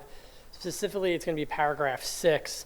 Right now, our plan is showing a 5-foot wide sidewalk. We know that the Township's Parks and Recreation Open Space Plan recommends a 10 to 12-foot wide multi-use trail along that Route 29 site frontage. And the comment talks about how it should be discussed with the Planning Commission and with this body. The reason why we're showing 5 is that there's just not enough space to do the full 10 to 12. There's a couple other things that I think that we're trying to incorporate in there, and there's just not, quite frankly, the space for us to do the full 10 to 12 foot wide trail there. So I do want to bring that up to the board for the board to kind of mull over as we proceed forward. What letter was that? It is September 16th? No, it is September, excuse me. Yes. September 25th. Okay. Not the letter I have. It's on page 68. Oh, it is? Excellent. And we're specifically talking about paragraph 6.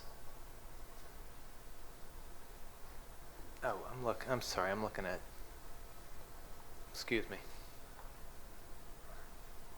Look at the prior plan, sorry about that. There's only 213 pages that are current. We have to go through that one, so you okay?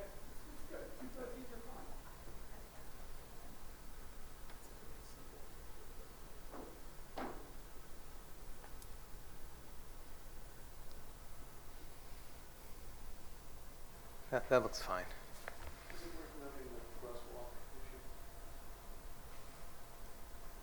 Yeah, could you maybe just give us a little description again? I've sat through this, but the crosswalk from the north to the south across Sweetsburg. Is there a specific question that you're referring to previously? I'm not sure if we've had this discussion. What's going to be put there and how it's going to be looked at with the sidewalk and connection? Yeah, so at this point, we haven't fully detailed out the site and specifically that intersection with the HOP that would be required. We will have to go through PennDOT, and I know that if it's preferred by the township to have a crossing across Sweetsford, we'd have to bring that up to PennDOT and get their approval as well. It's something that we can definitely look into as we move forward with the land development process and the zoning application.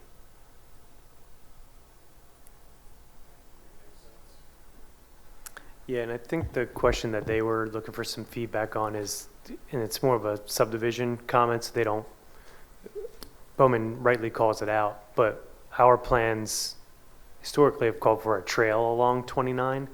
Again, high-level analysis, and I think one of the things we talked about in our traffic committee meeting this month was where should that trail really go? It seems like it's wanting to develop on the west side of 29 because of some recent development applications. I think it's sort of, not that any trail along here will be easy, but I think it's the path of less resistance. So I do think, yes, they were right to call it out, but I do think a sidewalk is more appropriate here based on existing land use and long-term plans and what I think is most viable, north and south long-term. I would agree with that. You mean a trail to ultimately somehow connect to Chester Valley Trail? To ultimately somehow connect to the, yes, that is exactly what I'm referring to, somehow.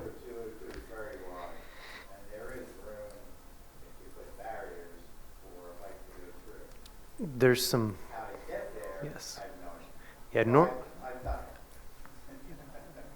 bless you. I'm glad you're still here to live to tell about it.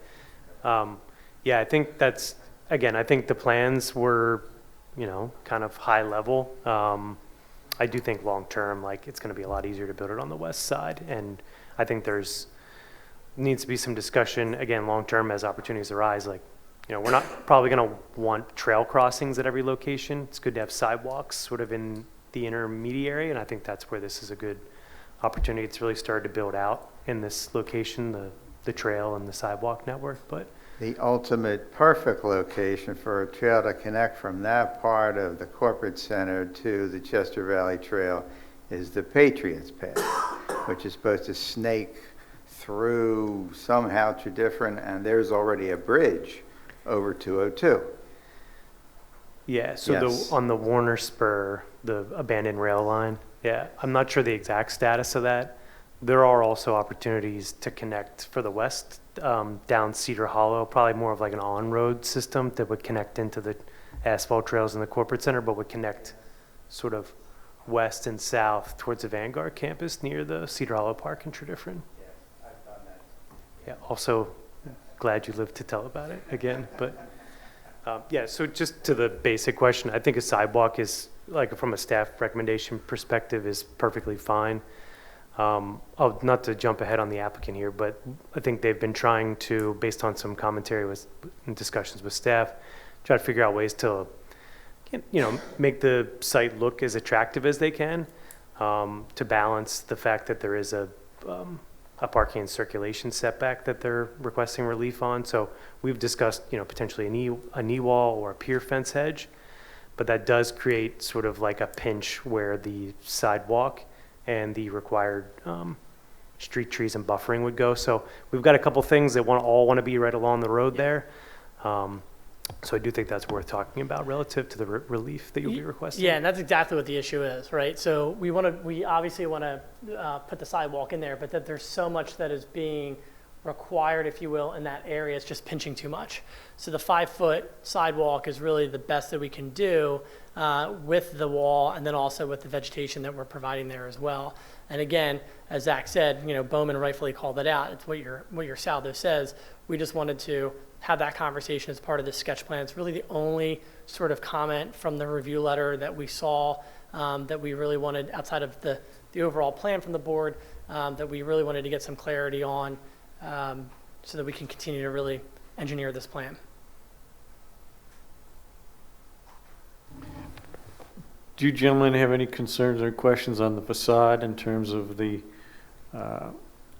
looking more like Chester County versus this drawing is a little bit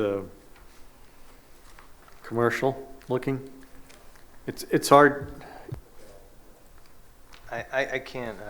I mean, this is just a sketch plan, but I would like to your point, Scott, see stuff that incorporates features that are within that portion of the township, whether it be brick or stone, to match the adjoining properties.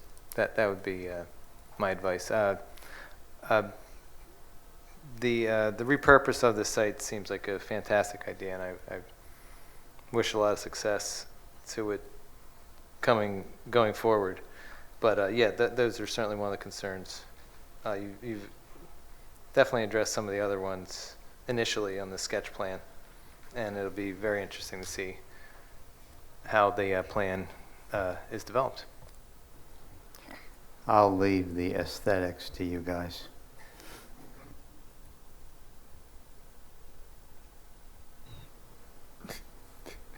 Surprised you haven't asked if you can get your bike through there to wash.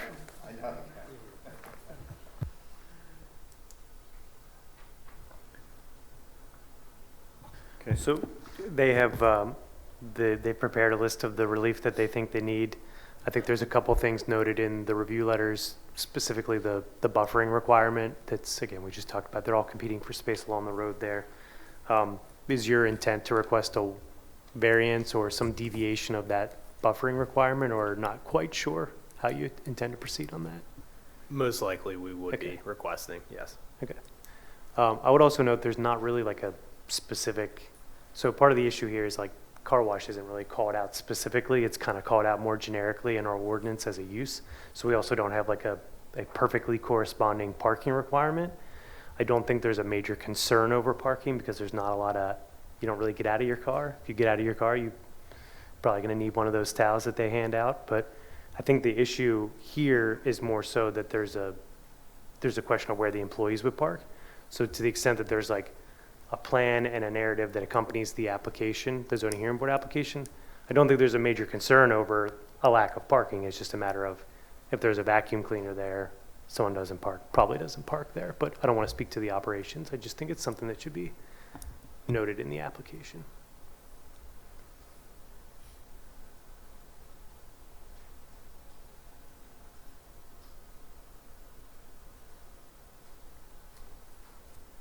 So if there's no major objections or concerns over like the types of relief they're requesting, generally what happens once the application's made, the applications are listed on the board agenda to decide whether they want to take a position, support, oppose, or remain neutral. So likely you'd be back in front of them for at least a brief presentation once again. So once you have that all determined at the time, the board will get another opportunity to kind of weigh in. Perfect. Does the public have any comments, concerns? Haha, gotcha. Any comments from the public? Seeing none. Again, gentlemen, thank you for flexibility and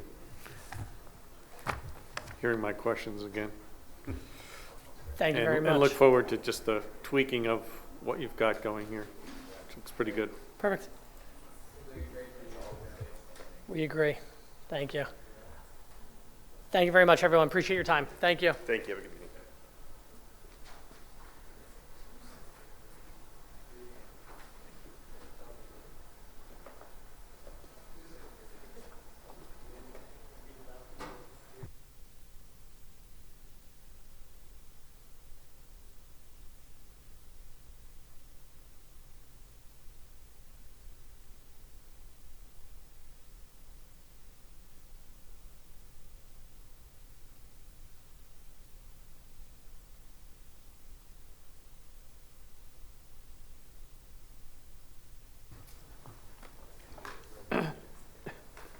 John Matei, if you can update us here on exciting time of the year for zoning and coding and Thank you, Mr. Chairman. signs, It's actually, everywhere it's actually signs. it's actually quiet on the zoning hearing board schedule. We have no upcoming meeting this month. Couple things for next month possibly, and we'll see what happens with the Spark. Under updates, I guess the biggest thing for this month is temporary signs. As I think I stated last month, we've gotten a lot of signs we've taken down for hanging of Christmas lights and property things from all over the township. All 4 sides of the township, we've gotten them. Today I picked up, I think, 13 contractor signs for different contractor signs. But on that same note, we also are having not issues, but this time of year, of course, is when everybody puts their campaign signs out throughout the township. These signs are permitted and can be placed on any private, residential, or commercial property with an owner's permission. Property owners also do have the right to remove these signs if they're put on the property without their permission. They're not permitted by code to be placed on public property, including but not limited to publicly owned buildings and grounds, except on election day. Medial strips and other highway improvements are on public utility poles or traffic control devices. They cannot be placed where they can be hazardous to pedestrians or vehicle traffic. They are permitted to be erected 30 days before the scheduled election, which of course was October 4th, they started going up, and must be taken down 2 days after the election. That's it, Mr. Chairman. John, I had a quick question in Sure. regards to those signs. I was just in Virginia, and there was political signs up, and some of them are huge. Like, they just, like, completely blew by the yard sign to, like, God, they must have been 6 by 8. Some of them are 5 by, they were big. Is there limits in that respect to Our code has temporary written signs? our code has written limits of 6 and 8 square feet for different kinds of temporary signs like that. We are presently working on our rewrite of our zoning code, and that's one section of the code that we are specifically taking looks at about the constitutionality of restricting signage and things like that. So you'll be hearing more about that in the future. Yeah, that makes sense. Yeah, it's a political sign. It's very temporary. It's, yeah, maybe you go 10 by 12. Get the space and the money. No. Okay, and moving on to number 8, do we have any public comment, general comments for anything that was not listed in the agenda? Ladies?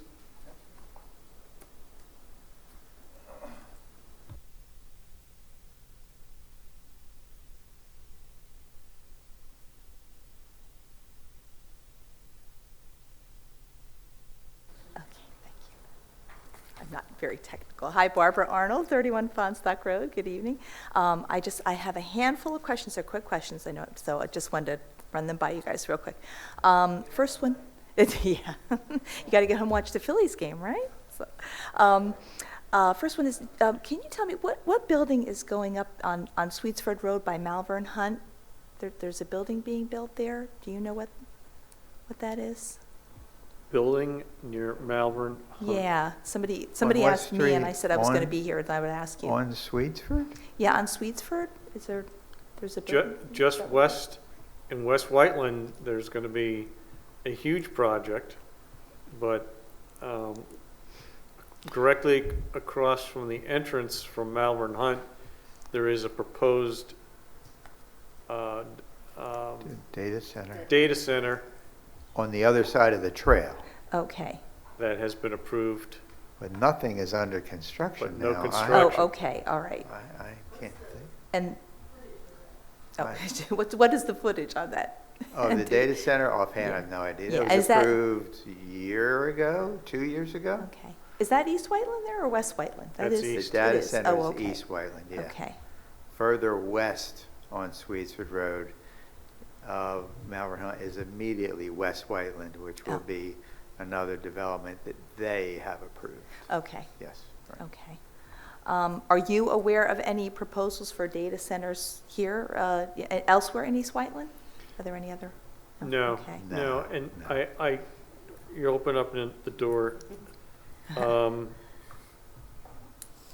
There is an ongoing proposal called HB 502 in Harrisburg, HB 502. Okay, If you go look on Protect, I'll tell you the name. oh, okay. I wrote an ad op on it tonight. It's a bill that has been floating around in Harrisburg probably for 3 to 4 months. It got a lot of pushback by supervisors, not only in this area, but throughout the state and the organizations that represent us, including PSTATS and Pennsylvania Municipal League. I created a small ad hoc group in this area to fight it. Essentially, what the bill was intended to do is to allow a fast track of a power generating facility that would be controlled by a committee of 7 individuals from Harrisburg who are most likely industrial connected individuals that are on the committee.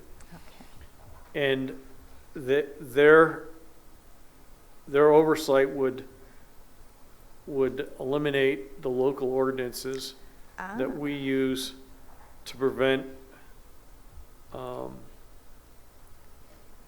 many different things.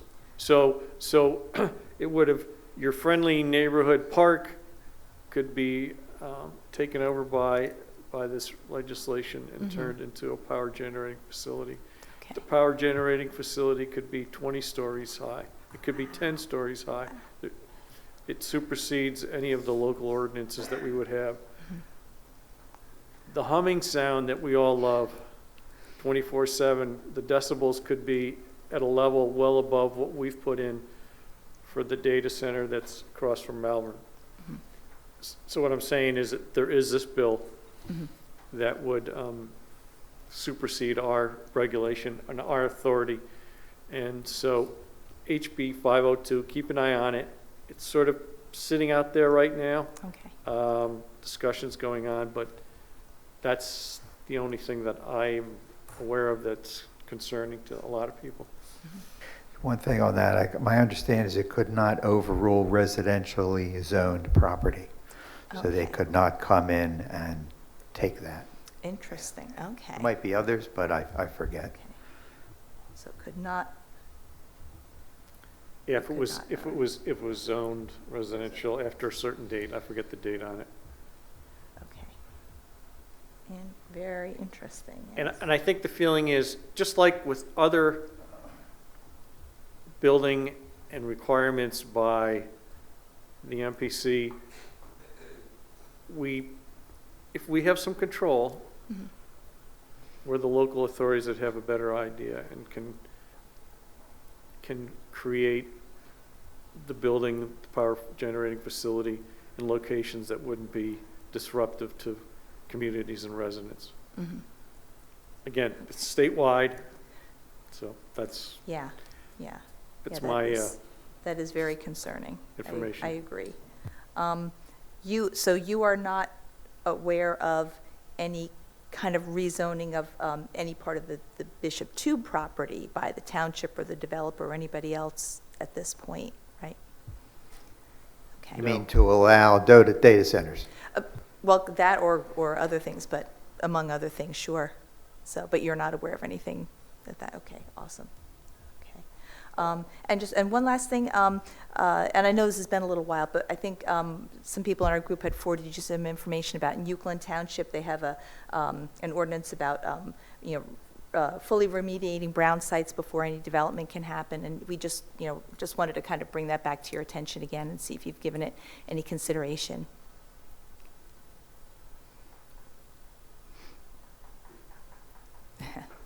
Refresh me on that again. And I don't have the paperwork right in front of me, but I can get something to send you. But it's Whiteland Township. Carol can kind of back me up on that. They have like their own ordinance, if that's proper, about if somebody wants to develop a known brown site, that it must be fully remediated before anything can happen. So, we just Before they entertain. Yeah. Okay. So just wanted to kind of bring it to your attention again, and, if you haven't given any thought lately, I can, make sure that information gets to you, what the ordinance looks like, if you're interested. Sure. Yeah, okay. Sure. I will do that. All right. That's all my questions. Thank you very much. Thanks, Barbara. Carol, you've got any questions?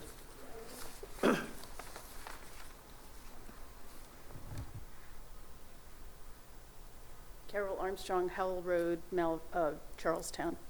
I want to make sure I completely understand. So has there been any discussion, question from the current developer of Bishop Tube, any part of that property, or any other developer, or any discussions on anyone to change the zoning of that property or that part of that property to commercial or industrial? It's not. We have not received a request to allow data centers. No, I'm not talking about data centers. Okay, I'm I'm not sorry. talking about what the use would be. It could be that, but just any proposal to change the zoning there. Any discussion, any questions, any investigation, any discussions, requests. No. By anything informal as well as formal. I would say there's been conversations with the developer where they mentioned, I would say, asked whether the township would be open to other types of uses there outside of what's currently zoned for, which is residential.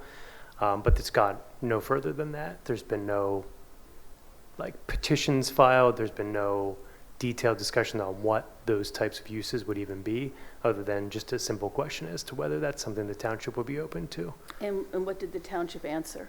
There's been nothing put forward to the township, only staff conversations where we said, if you have an idea, bring it forward. Otherwise, that's not really a conversation that really gets had or discussed, like a staff level meeting.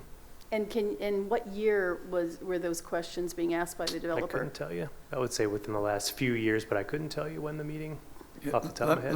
Let me just add that there was a brief conversation, just add to what Zach's saying, it was well over a year ago, so it was 2024. I don't remember what month. I think it was in the spring.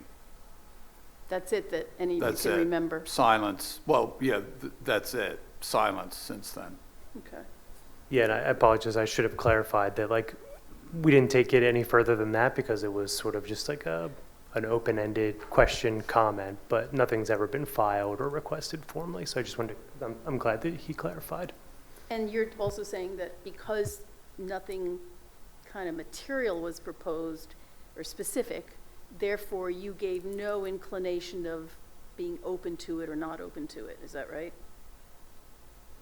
Yeah, I would only say Or at do you the have to say, yes, we're open to it? staff level, our response is always that this is your decisions that are made by the board. So if there's something that's to be requested or a specific idea that they want to put forward, the Board of Supervisors is the group to make that too. Okay. So now I have to ask another question. Carol, can I interject 1 second? Yes. I know there's different groups with different ears to the ground. What are you hearing that's causing you to ask these questions?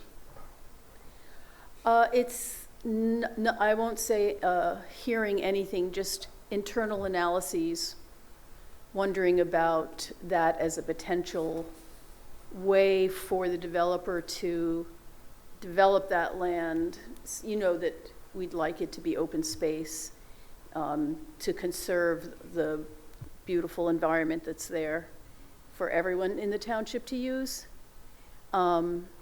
And so it becomes a potential way for the developer to be able to proceed to not have to sell his interests, but it could be another developer, but anyway, start one developer at a time, you know. And so if the board was interested, that was going to be my next question, would the board be interested in a proposal? Like, I don't know what the commercial or industrial use would be, I'm not there, just would you be interested in a proposal, though, to change the zoning to allow commercial or industrial use?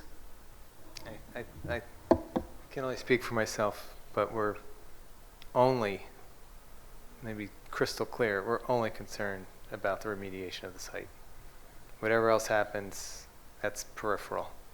Our main concern is for the site to be cleaned up for the benefit of the residents, adjacent residents.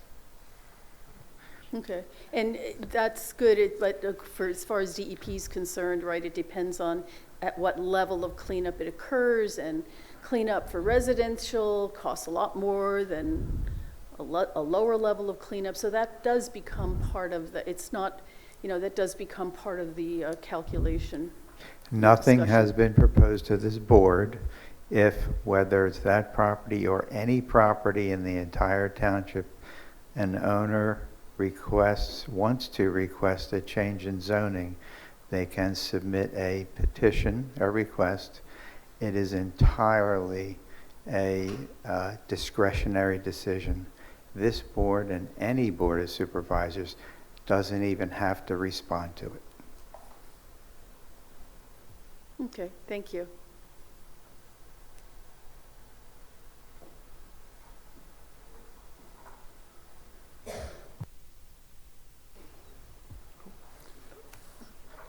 Okay, moving on, I'm going to turn over the rest of the agenda to Vice Chairman Rich Orlow. Okay, in honor of there only being 3 more meetings for me, I get to read the consent agenda.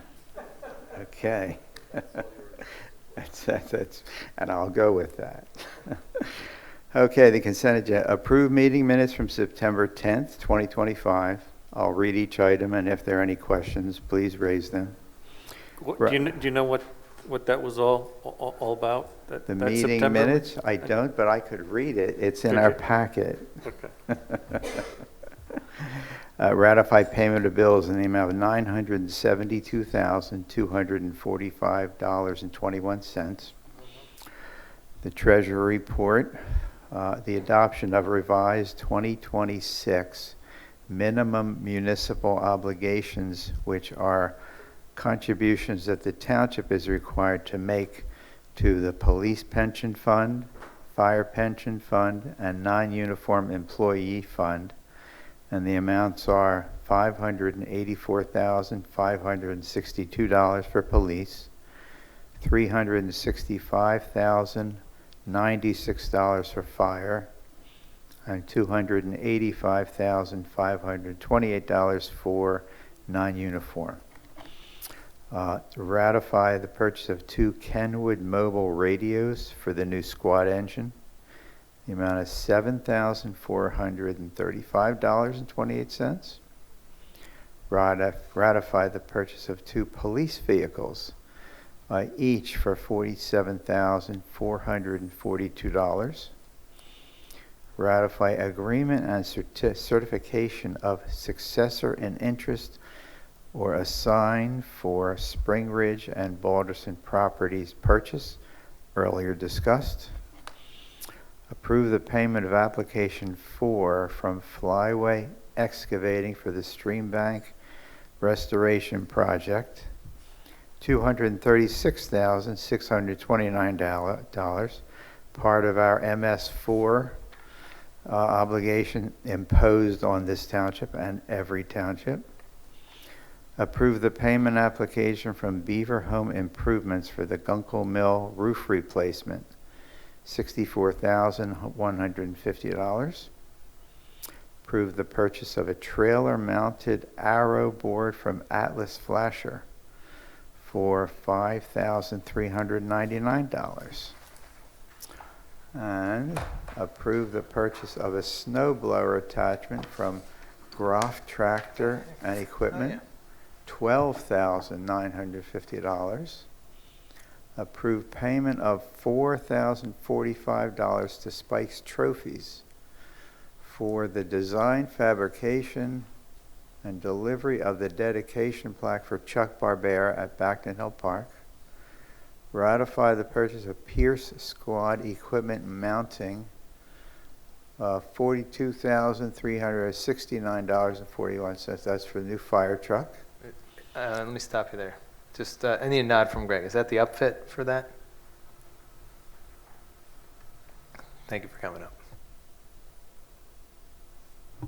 Yes, that's correct. That's for all the equipment and all the compartmentry. That was in the initial proposal that when I brought it to the board for the purchase of the truck, that was the above and beyond cost for the extra modifications, and the tool upfit was in that cost. That's what I thought I remembered. Thank you. A couple more. Approve the opening of Pliget accounts for, those are cash management accounts, for Act 209, Transportation Impact Fee, Capital Improvement Fund, Escrow Account, Park Development Fund, Sewer Reserve Fund, and Liquid Fuels Fund. Approve the change order for Stream Bank Restoration Project not to exceed $12,000. Guess the $3 million wasn't enough. For modifications to the landscape plan due to saturated soils, and a special recognition to Joe Esposito for staying for the entire meeting. I didn't know if you were forced to, but okay, all right, good. Then you should be recognized for it. Rich, I don't know if you know it, but you know the usual. He's got to stay because he's buying everybody beers afterwards. Oh, I'll give you my credit card. Any questions? None? Is there a motion to approve the consent agenda as read?